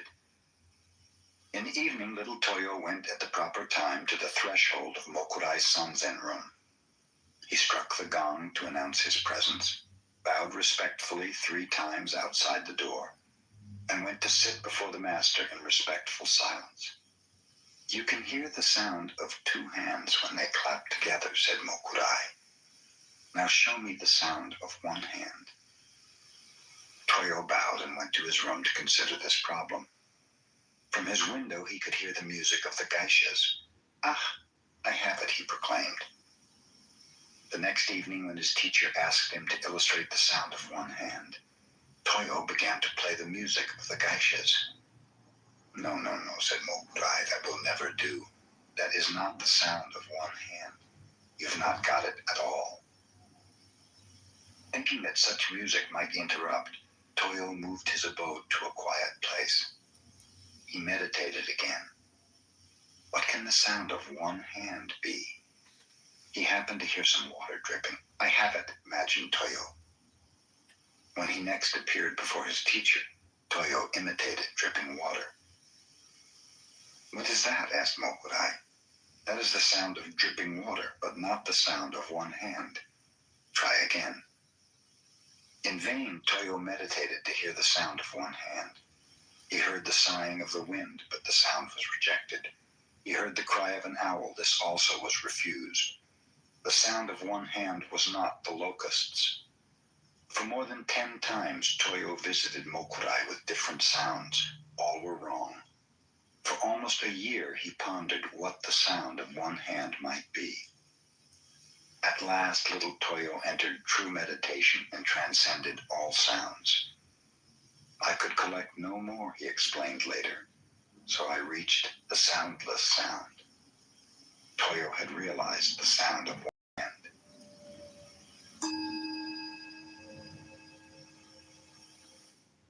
Every morning, a new canvas awaits. Come, be the artist of your own day with One Weather.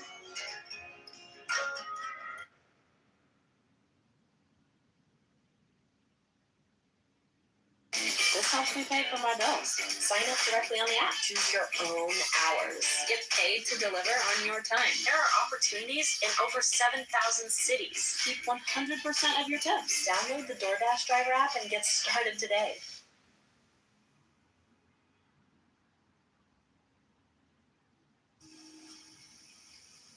Soyen Shaku, The first Zen teacher to come to America said, "My heart burns like fire, but my eyes are as cold as dead ashes." He made the following rules which he practiced every day of his life. In the morning before dressing, light incense and meditate. Retire at a regular hour. Partake of food at regular intervals.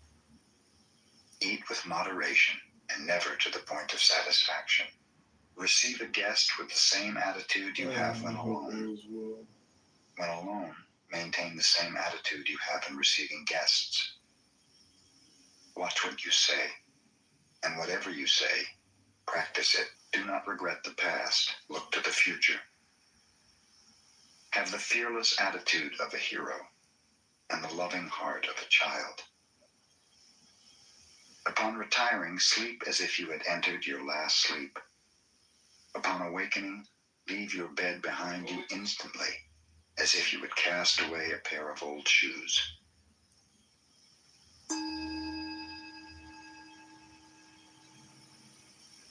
When Eishun, the Zen nun, was past 60 and about this world, she asked some monks to pile up wood in the yard. Seating herself firmly in the center of the funeral pyre, she had it set fire around the edges. "Oh, nun," shouted one monk, "is it hot in there?" "Such a matter would concern only a stupid person like yourself," answered Eishun. The flames arose and she passed away.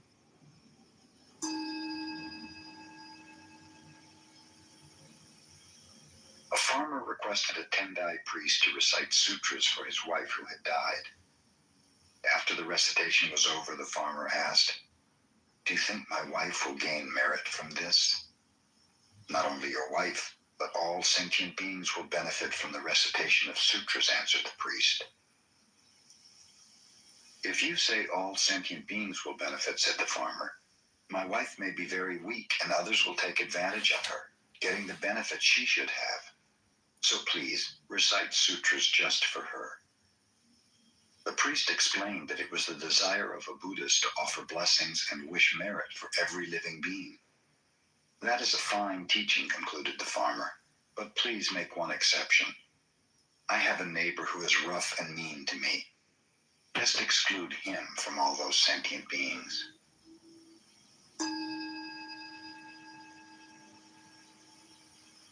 Suiwo, the disciple of Hakuin, was a good teacher. During one summer seclusion period, a pupil came to him from a southern island of Japan. Suiwo gave him a problem. Hear the sound of one hand. The pupil remained 3 years but could not pass this test. One night he came in tears to Suiwo. "I must return south in shame and embarrassment," he said, "for I cannot solve my problem." "Wait 1 week more and meditate constantly," advised Suiwo. Still no enlightenment came to the pupil. "Try for another week," said Suiwo. The pupil obeyed, but in vain. Meditation of 5 days. They were without result. Then he said, "Meditate for 3 days longer. Then if you fail to attain enlightenment, you had better kill yourself." On the second day, the pupil was enlightened.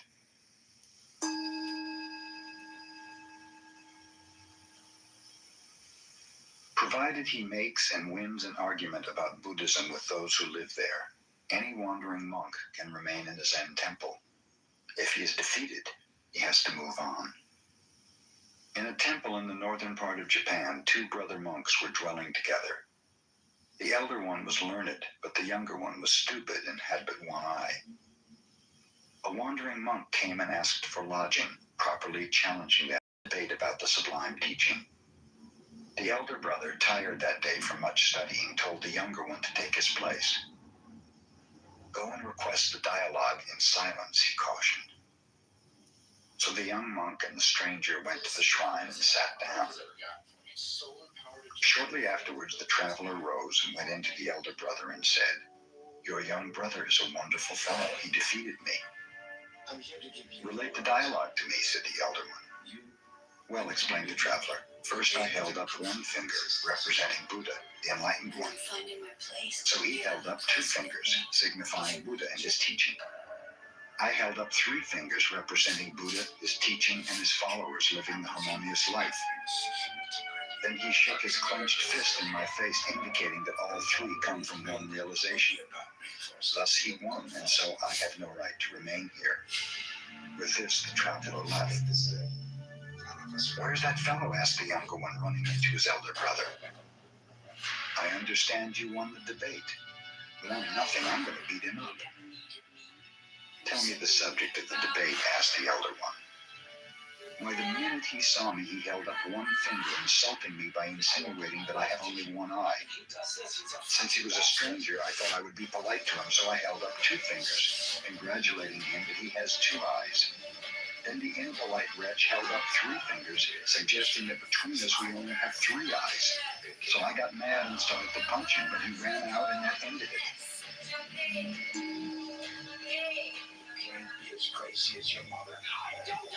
After Bankei had passed away, a blind man who lived near the master's temple told a friend, "Since I'm blind, I cannot watch a person's face, so I must judge his character by the sound of his voice. Ordinarily, when I hear someone congratulate another upon his happiness or success, I also hear a secret tone of envy. When condolence is expressed for the misfortune of another, I hear pleasure and satisfaction, as if the one condoling was really glad there was something left to gain in his own world. In all my experience, however, Bankei's voice was always sincere. Whenever he expressed happiness, I heard nothing but happiness, and whenever he expressed sorrow, sorrow was all I heard."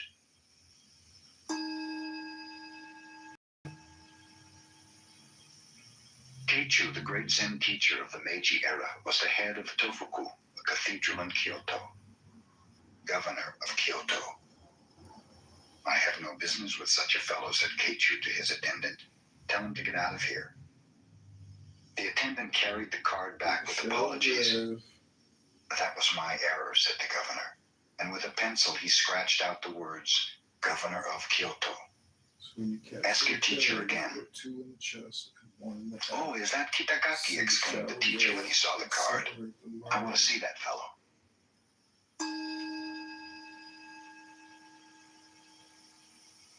When Banzan was walking through a market, he opened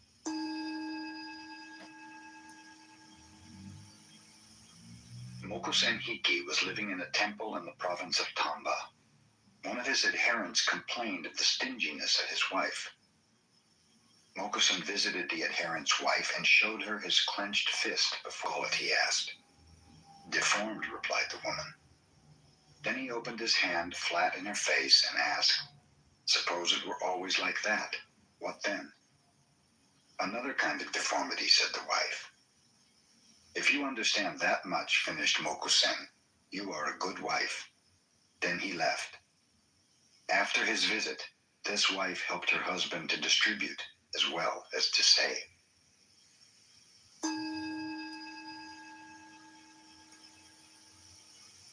Mokugen was never known to smile until his last day on earth.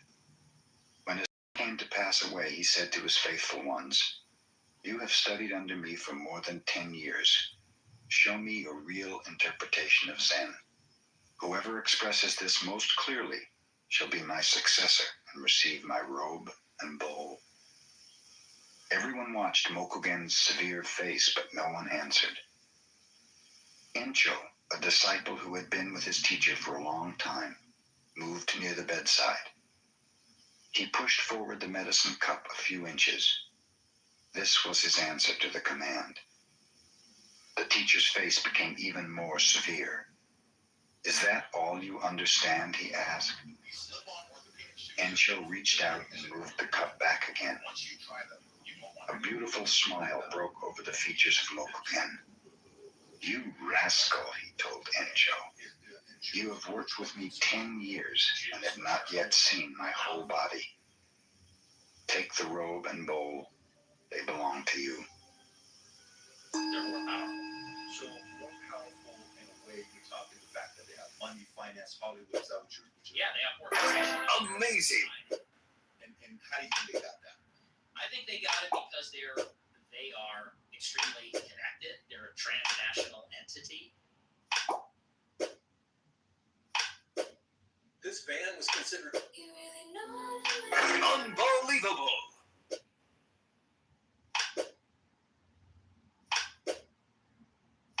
Amazing!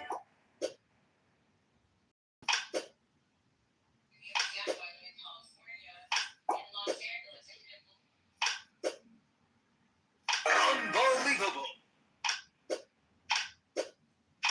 Good.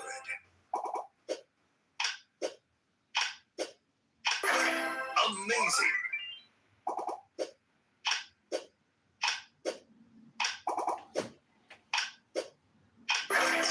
Block Blast. Also games. Play now.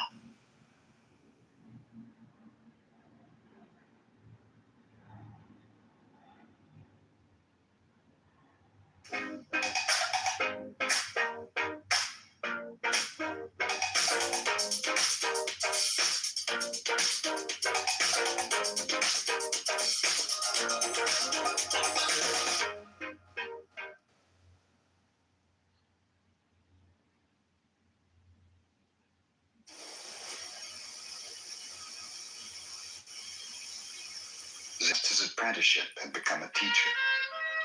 The day happened to be rainy, so Tenno wore wooden clogs and carried an umbrella. After greeting him, Nan-in remarked, "I suppose you left your wooden clogs in the vestibule. I want to know if your umbrella is on the right every minute, Zen."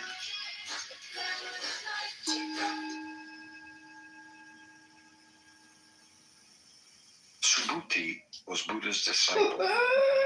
He was able to understand the potency of emptiness, the viewpoint that nothing exists except in its relationship of subjectivity and objectivity. One day, Subhuti, in a mood of sublime emptiness, was sitting under a tree. Flowers began to fall about him. "We are praising you for your discourse on emptiness," the gods whispered to him. "But I have not spoken of emptiness," said Subhuti. "You have not spoken of emptiness. We have not heard emptiness," responded the gods. "This is the true emptiness." And blossoms showered upon Subhuti as rain.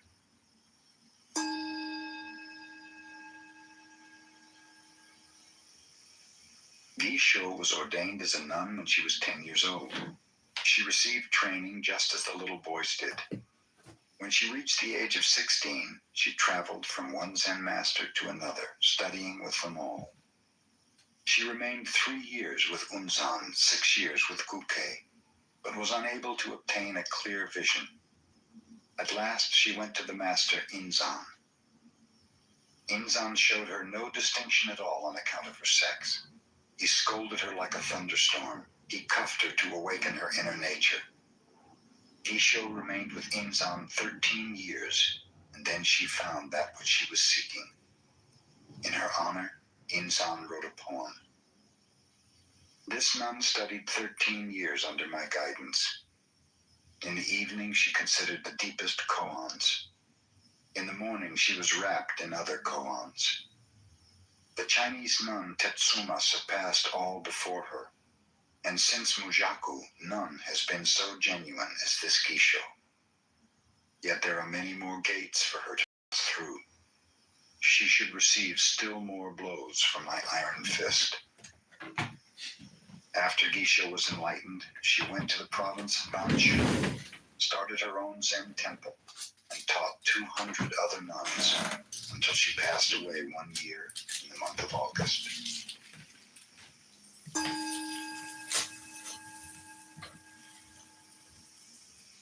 The master Soyen Shaku passed from this world when he was 61 years of age. Fulfilling his life's work, he left a great teaching, far richer than that of most Zen masters. His pupils used to sleep in the daytime during midsummer, and while he overlooked this, he himself never wasted a minute. When he was but 12 years old, he was already studying Tendai philosophical speculation. One summer day, the air had been so sultry that little Soyen stretched his legs and went to sleep while his teacher was away. 3 hours passed when, suddenly waking, he heard his master enter, but it was too late. There he lay, sprawled across the doorway. "I beg your pardon. I beg your pardon," his teacher whispered, stepping carefully over Soyen's body, as if it were that of some distinguished guest. After this, Soyen never slept again in the afternoon.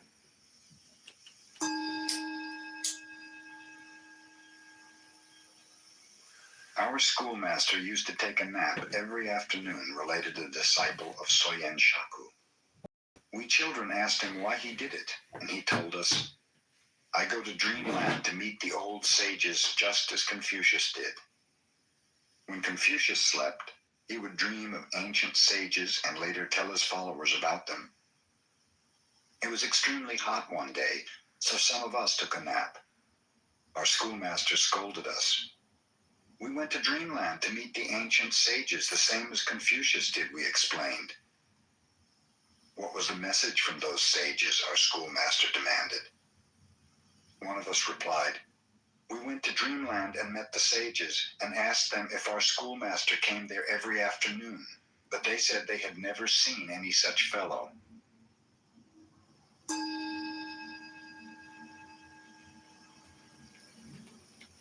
Joshu began the study of Zen when he was 60 years old and continued until he was 80 when he realized Zen. He taught from the age of 80 until he was 120. A student once asked him, "If I haven't anything in my mind, what shall I do?" Joshu replied, "Throw it out."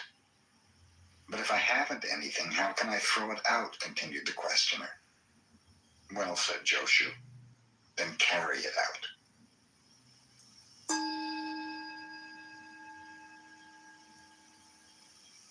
When Mamiya, who later became a well-known preacher, went to a teacher for personal guidance, he was asked to explain the sound of one hand. Mamiya concentrated upon what the sound of one hand might be. "You're not working hard enough," his teacher told him. "You are too attached to food, wealth, things, and that sound. It would be better if you died. That would solve the problem." The next time Mamiya appeared before his teacher, he was again asked what he had to show regarding the sound of one hand. Mamiya at once fell over as if he were dead. "You're dead, all right," observed the teacher. "But how about that sound?" "I haven't solved that yet," replied Mamiya, looking up.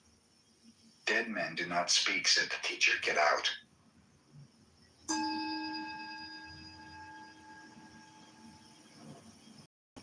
Tosui was a well-known Zen teacher of his time.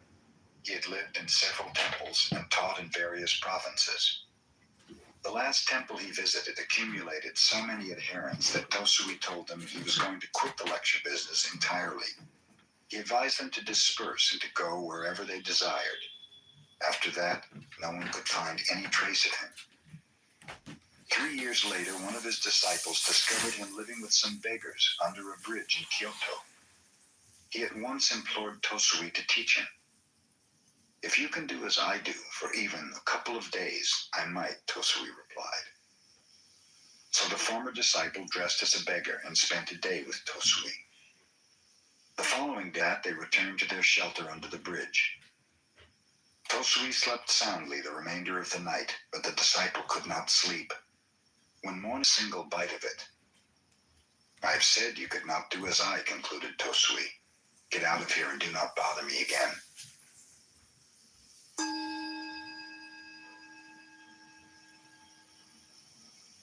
When Bankei held his seclusion weeks of meditation, pupils from many parts of Japan came to attend. During one of these gatherings, a pupil was caught stealing. The matter was reported to Bankei with the request that the culprit be expelled. Bankei ignored the case. Business tech that's bold, fresh, and delicious. Get started at easycater.com. Later, the pupil was caught in a similar act, and again Bankei disregarded the matter. This angered the other pupils, who drew up a petition asking for the dismissal of the thief, stating that otherwise they would leave in a body. When Bankei had read the petition, he called everyone before him. You are wise brothers, he told them. You know what is right and what is not right.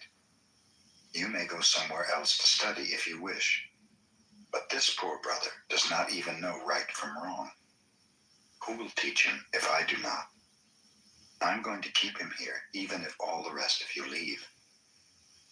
A torrent of tears cleansed the face of the brother who had stolen. All desire to steal had vanished.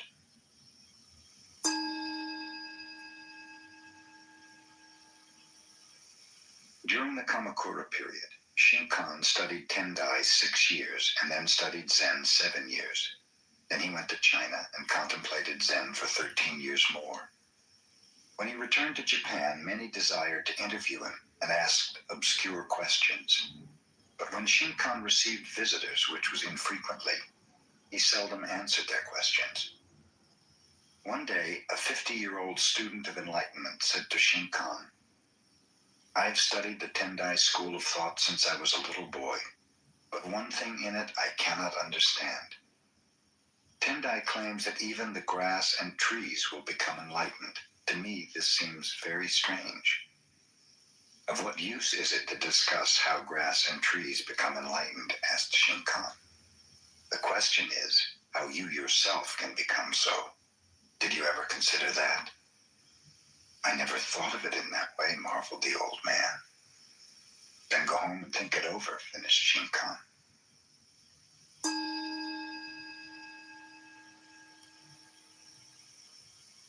The Buddhist nun known as Ryonen was born in 1790. She was a granddaughter of the famous Japanese warrior Shingen. Her poetical genius and alluring beauty were such that at 17 she was serving the empress as one of the ladies of the court. Even at such a youthful age, fame awaited her. The beloved empress died suddenly, and Ryonen's hopeful dreams vanished. She became acutely aware of the impermanency of life in this world. How it manifests itself in the world, or simply the Book of the Way. Since it is already well known by its Chinese title, I have let that stand. About Lao Tzu, its author, there's practically nothing to be said. He may have been an older contemporary of Confucius, 551 to 479 BCE, and may have held the position of archive keeper in one of the petty kingdoms of the time. But all the information that has come down to us is highly suspect. Even the meaning of his name is uncertain.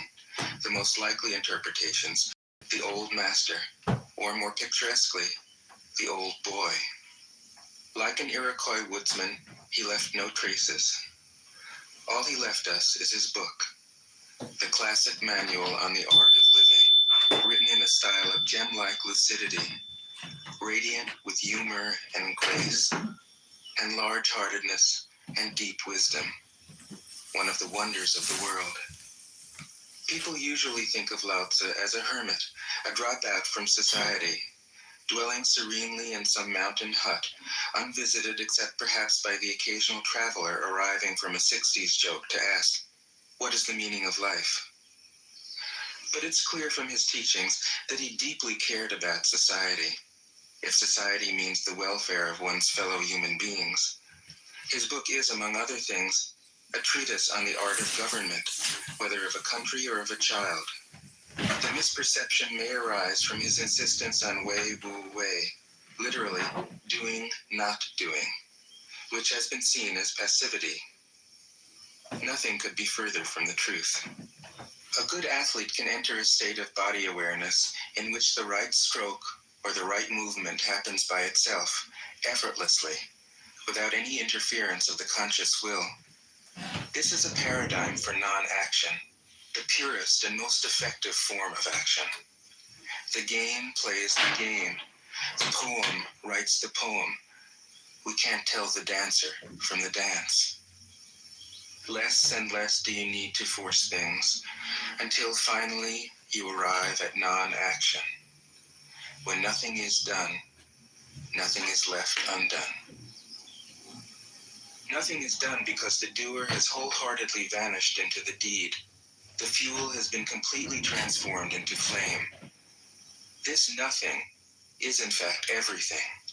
It happens when we trust the intelligence of the universe in the same way that an athlete or a dancer trusts the superior intelligence of the body. Hence Lao Tzu's emphasis on softness. Softness means the opposite of rigidity and is synonymous with suppleness, adaptability, endurance.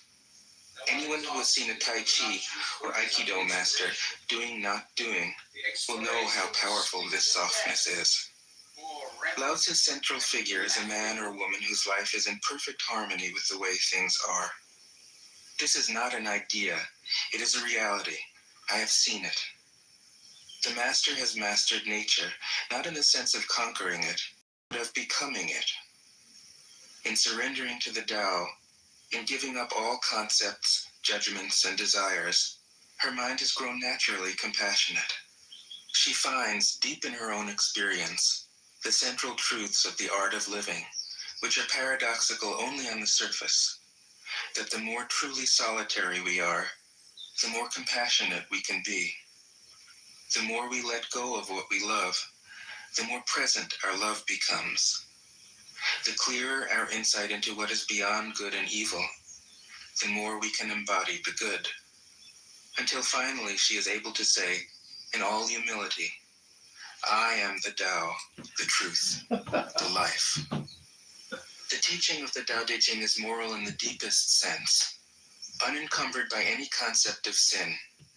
The master doesn't see evil as a force to resist, but simply as an opaqueness, a state of self-absorption, which is in disharmony with the universal process, so that, as with a dirty window, the light can't shine through. This freedom from moral categories allows him his great compassion for the wicked and the selfish. Thus, the master is available to all people and doesn't reject anyone. He is ready to use all situations and doesn't waste anything. This is called embodying the light. What is a good man but a bad man's teacher? What is a bad man but a good man's job? If you don't understand this, you will get lost, however intelligent you are. It is the great secret. The listener will notice that in the many passages where Lao Tzu describes the master, I've used the pronoun she at least as often as he. The Chinese language doesn't make this kind of distinction. In English, we have to choose. But since we are all potentially the master, since the master is, essentially, us, I felt it would be untrue to present a male archetype, as other versions have, ironically, done. Ironically, because of all the great world religions, the teaching of Lao Tzu is by far the most female. Of course, you should feel free throughout the recording to substitute he for she, or vice versa. As to method, I worked from Paul Carus's literal version, which provides English equivalents, often very quaint ones, alongside each of the Chinese ideograms. I also consulted dozens of translations into English, German, and French. But the most essential preparation for my work was a 14 years long course of Zen training, which brought me face to face with Lao Tzu and his true disciples and heirs, the early Chinese Zen masters. With great poetry, the freest translation is sometimes the most faithful. We must try its effect as an English poem, Dr. Johnson said. That is the way to judge of the merit of a translation. I have often been fairly literal, or as literal as one can be with such a subtle, kaleidoscopic book as the Tao Te Ching. But I have also paraphrased, expanded, contracted, interpreted, worked with the text, played with it, until it became embodied in a language that felt genuine to me. If I haven't always translated Lao Tzu's words, my intention has always been to translate his mind. Describing the indescribable, teaching the unteachable. Hey, Rondale, are you there? Can you come up on stage real quick?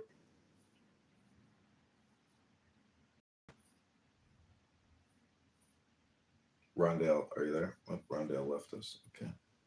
Pointing the way to the way. What does Lao Tzu think he is doing here? It can't be done. No way. Hence, Po Chu-yi, poet and stand-up comedian, wrote, "He who talks doesn't know, he who knows doesn't talk." That is what Lao Tzu told us in a book of 5,000 words. If he was the one who knew, how could he have been such a blabbermouth? That's the problem with spiritual teachers. They have to be blabbermouths. But their words are, in the traditional Buddhist metaphor, fingers pointing at the moon. If you watch the finger, you can't see the moon. How meticulous the great masters had to be. A monk asked, "Why do you teach mind is Buddha?" Matsu said, Because like this guy's like he's not that intelligent. Guy who doesn't really know he's talking. I mean, you're like half right. You guys got your show going on, huh? Who's this toast? Oh, look at this crew. Look at the people on this boat. Abbey SeaWorld. Mr. Kitover, Charlie Craig is dead. They shot him, John. They shot him dead. Yeah, do you think that was some kind of a ritual or something? John, I'm gonna ask you, did you put a hit on this man? Charlie Kirk, I tell you, all the boys in my life are telling me they love Charlie Kirk. I didn't even know this guy was popular. I don't know, ceremony and ritual, that's what I say. Ceremony and ritual. Life, you don't... I think Tyler... What do you think your funeral will be like? What do you think your funeral is going to be like? What funeral? I think they're going to cremate me. Well, I'm just saying, you know, you don't get to see it. Okay, I think I'll go something like this. Essentially, the news that I'm dead will... I mean, I don't want to be in a position on anybody. Hopefully, hopefully I won't... I hope if I die, I won't cause... Well, if I get to go to your funeral, I want to read a poem at your funeral. Is there a poem you'd like me to read at your funeral, Diogenes? Yeah, that's great. Let me actually think about that. And think about that. Abby, I'll just read your last receipt from the grocery store. We'll all laugh at you. Okay, can I send a message to Nora? Hi, Nora, if you're listening. Hey, kiddo. Got some good political stuff for you. Okay, how's your campaign going, by the way? Well, I've had a setback. We had somebody commit fraud against the campaign, and they stole $1,300, and now they ghosted us. But they claim, and we saw the photos. No, I don't want to say her name or say anything because she says her mom is very sick. But the thing is, like, why can't she text me? I'm very upset. So we've paid her like $1,300. She's gotten about 1,000 signatures. I hope and pray to God she put the signatures and the petitions in the mail, and she's ghosted me because she's too emotional over her mother, or she just doesn't want to be a part of the campaign. But I hope to God. All those people, you get played by everybody. Jesus. Yeah. So, you know, I said to a campaign manager yesterday that, you know, if she ripped me off, then, you know, divine punishment is, you know, very exacting. And he said everything happens for a reason, and it was meant to be. So all I'm saying is, you know, I would have liked to have spent that money on me, you know, traveling, staying in hotels, having nice food, getting the signatures myself. So the thing is, you know, I still have the money to continue on, but the morale is what has suffered the most. You know what? Maybe spend some of that money going out and getting yourself a nice dinner, because you know morale is truly. He's doing it all the time. Well, there you go. So keep it up. Maybe increase the frequency of the caviar and you know, all that. Okay.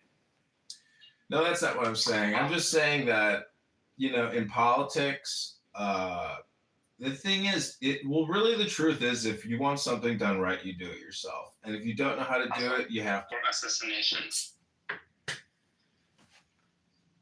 Eli? Oh, wolf off. Eli, did you enjoy the reading that I did yesterday?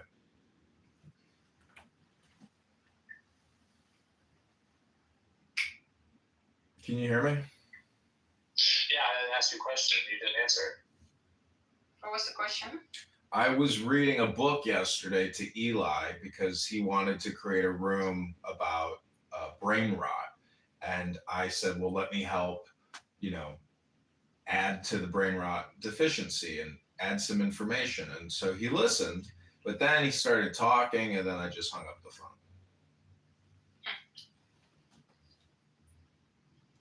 The funny thing is that I was completely silent, I think, and he, in the middle of reading something, he disappeared. He does that.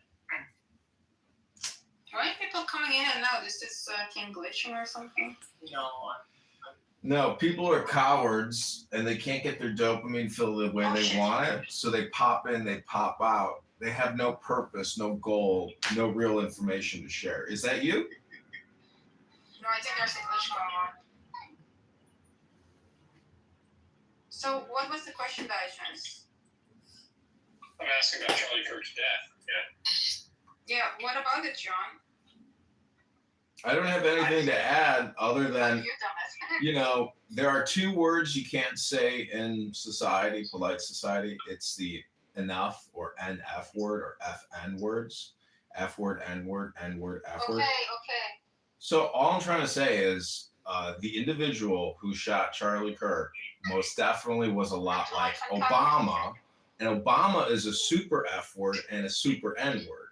So that's all I'm trying to say is that super N word, super F word, who says that Donald Trump and Secretary Kennedy are putting out medical misinformation about Tylenol.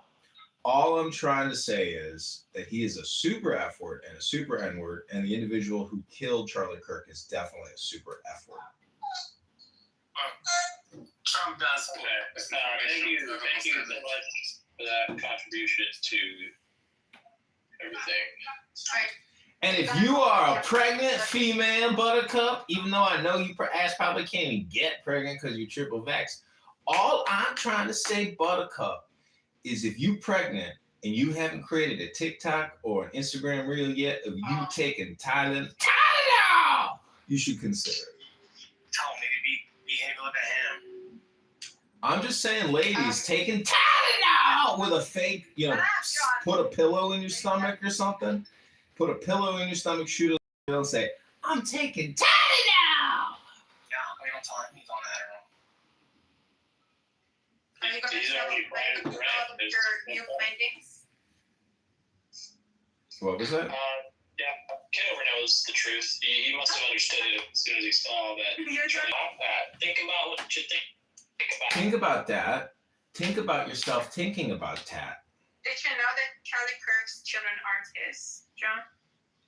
Charlie Kirk's children are not his children? Did his mama take Tylenol or did his wife take Tylenol? No, I take Tylenol. Israel. Yeah, Israel. Wait, how? Israel? Go to the internet. Israel? Okay. Israel! Shut up! The Mossad impregnated his wife. How do you speak? Okay, everybody. My remote handler in Mossad is doing a remote projection right now. Please hold. Does she have one of those like fertile thingies? Like No, we got obviously they're not.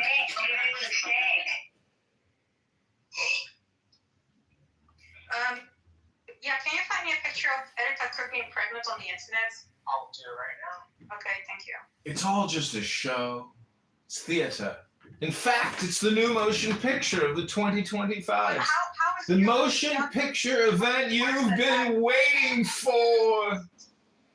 Its surface is barren. How does John know the truth when he wears the pants? Its true strength hidden. Because he was Its consulted. foreboding desert conceals the power to hold space, Do you think he got money? to slow time, to send the mind where the body cannot go. It is the source of the ultimate power. What is this? What are these pictures, John? It is the deadly battleground where a young leader will emerge to command an army of 6 million Jewish warriors. against the tyrannical force that threatens to enslave the universe. It is the clash for the greatest prize of all, the planet called Clubhouse.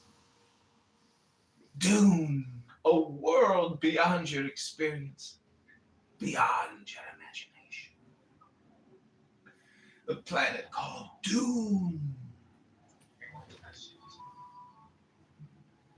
I'm reading the movie poster inside of my office here for Dune. You like Star Wars? Of course, it's about the Force. Let me ask you something. After you have a big Mediterranean dinner, what is the force of your tuchus the next morning at 8 a.m.? Thanks, John.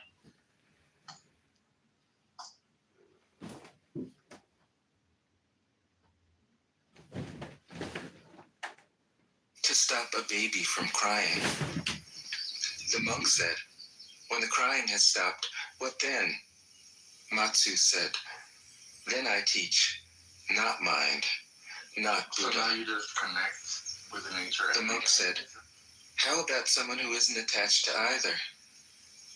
Matsu said, I would tell him, not beings.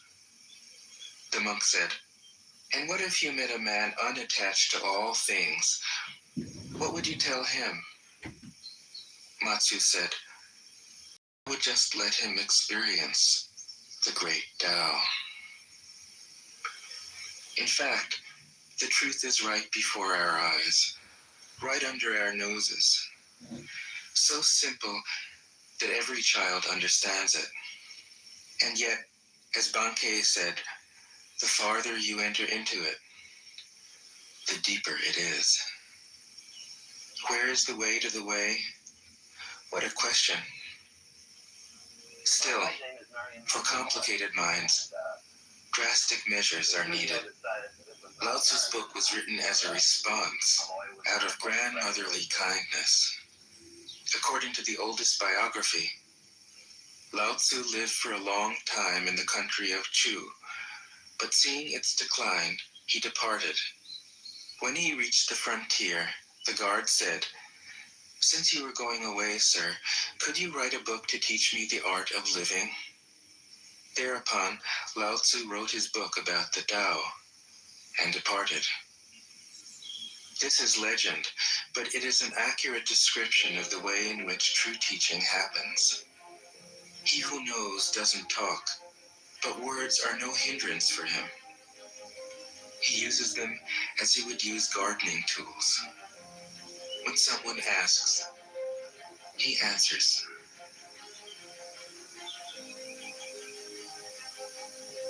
Tao Te Ching. 1. The Tao that can be told is not the eternal Tao. The name that can be named is not the eternal name. The unnameable is the eternally real. Naming is the origin of all particular things. Free from desire, you realize the mystery. Caught in desire, you see only the manifestations. Yet mystery and manifestations arise from the same source. This source is called darkness. Darkness within darkness. The gateway to all understanding. 2. When people see some things as beautiful, other things become ugly. When people see some things as good, other things become bad. Being and non-being create each other. Difficult and easy support each other. Long and short define each other. High and low depend on each other. Before and after follow each other. Therefore, the master acts without doing anything. The basic question you have to ask. And teaches without saying anything. Things arise, and she lets them come.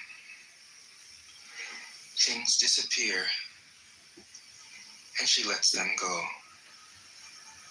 She has, and possess, acts, but doesn't expect. When her work is done, she forgets it. That is why it lasts forever. 3. By emptying people's minds and filling their cores. By weakening their ambition and toughening their resolve. He helps people lose everything they know, everything they desire, and creates confusion in those who think that they know. Practice not doing, and everything will fall into place. I don't know if you can see us now. 4. The Tao is like a well, used but never used up.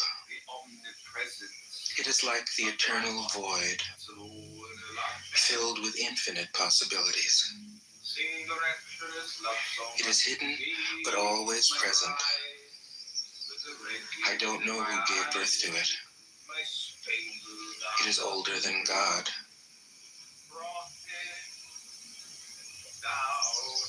5. The Tao doesn't take sides. It gives birth to both good and evil. The Master doesn't take sides.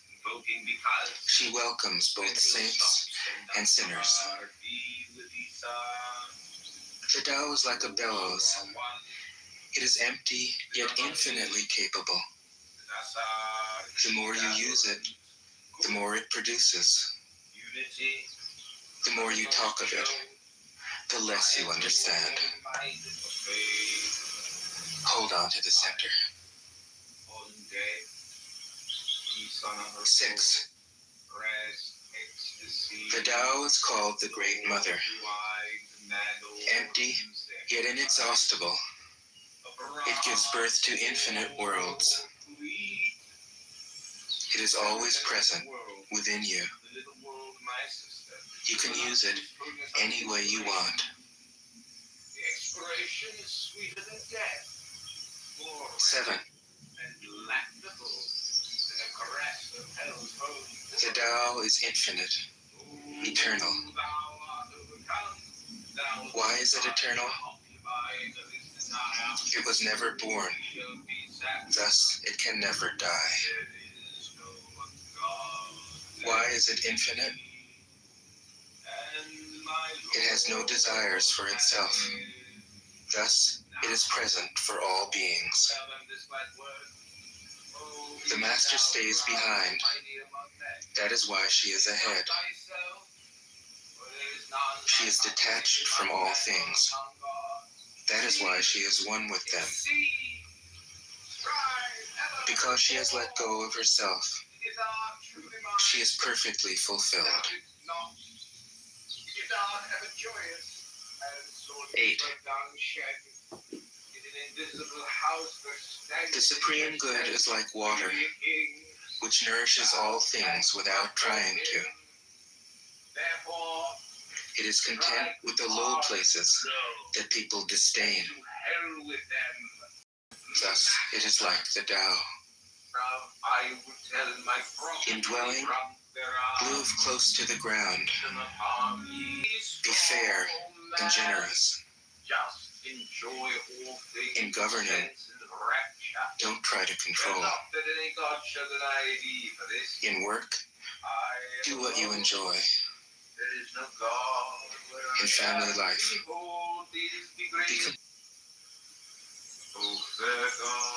fill your bowl to the brim, and it will spill.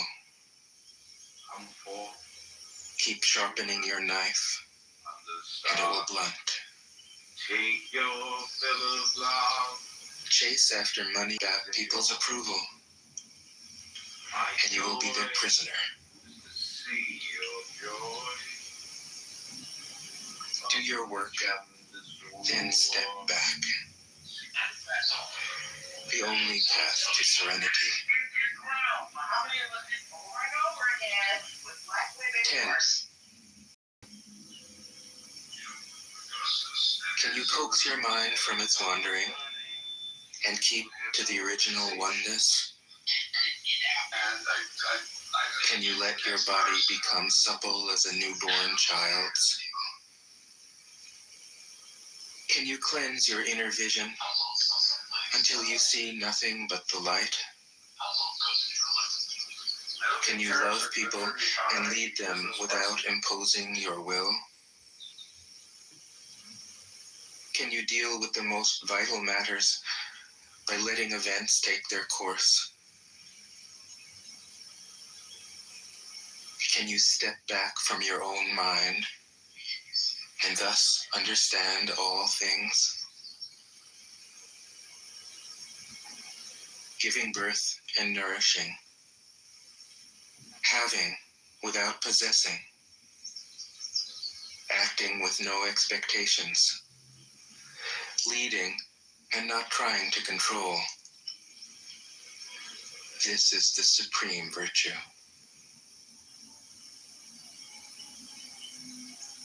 11. We join spokes together in a wheel, but it is the center hole that makes the wagon move. All right, We Rondell, clay welcome into a to pot. public meditation. But it is the emptiness inside that holds what it. What's your name again, Rondell? Rondell. No, your real name. All communications hypnosis. You don't want to say it, huh? I'm focused. I remember what your name is, actually. It's not Michael, is it? No. It starts with It starts with an A. But are we doing a meditation today? Thanks. Yeah, we're going to film some content here. All right, world premiere 2025.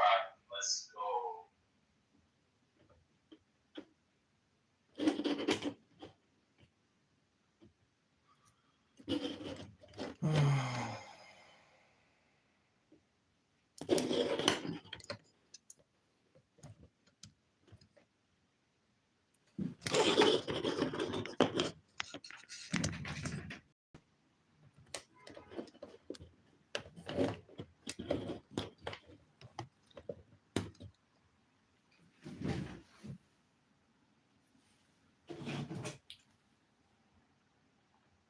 Okay, this is a meditation.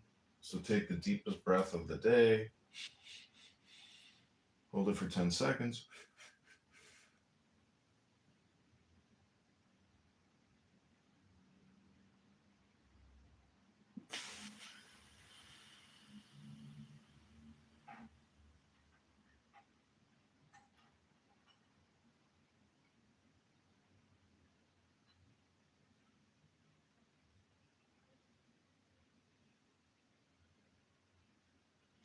Okay, take the second deepest breath of the day.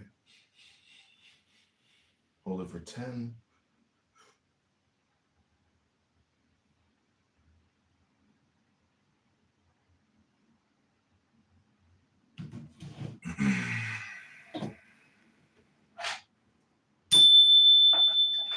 Okay, Rondell, aka guy that starts with the letter A, go to my new room where we will read the Tao Te Ching on a. Oh wait, replays are on in a public room? Holy shit.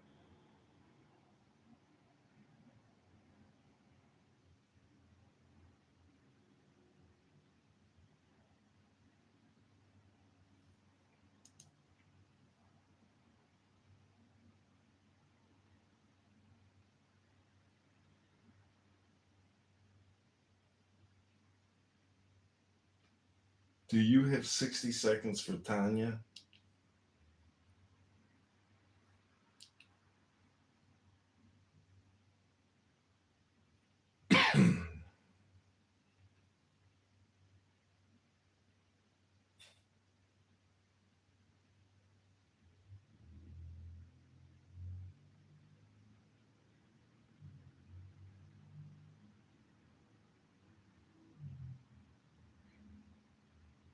Okay, this is Dial Book.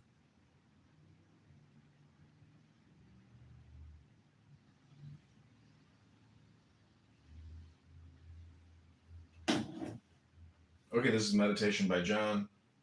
Go to the next live stream.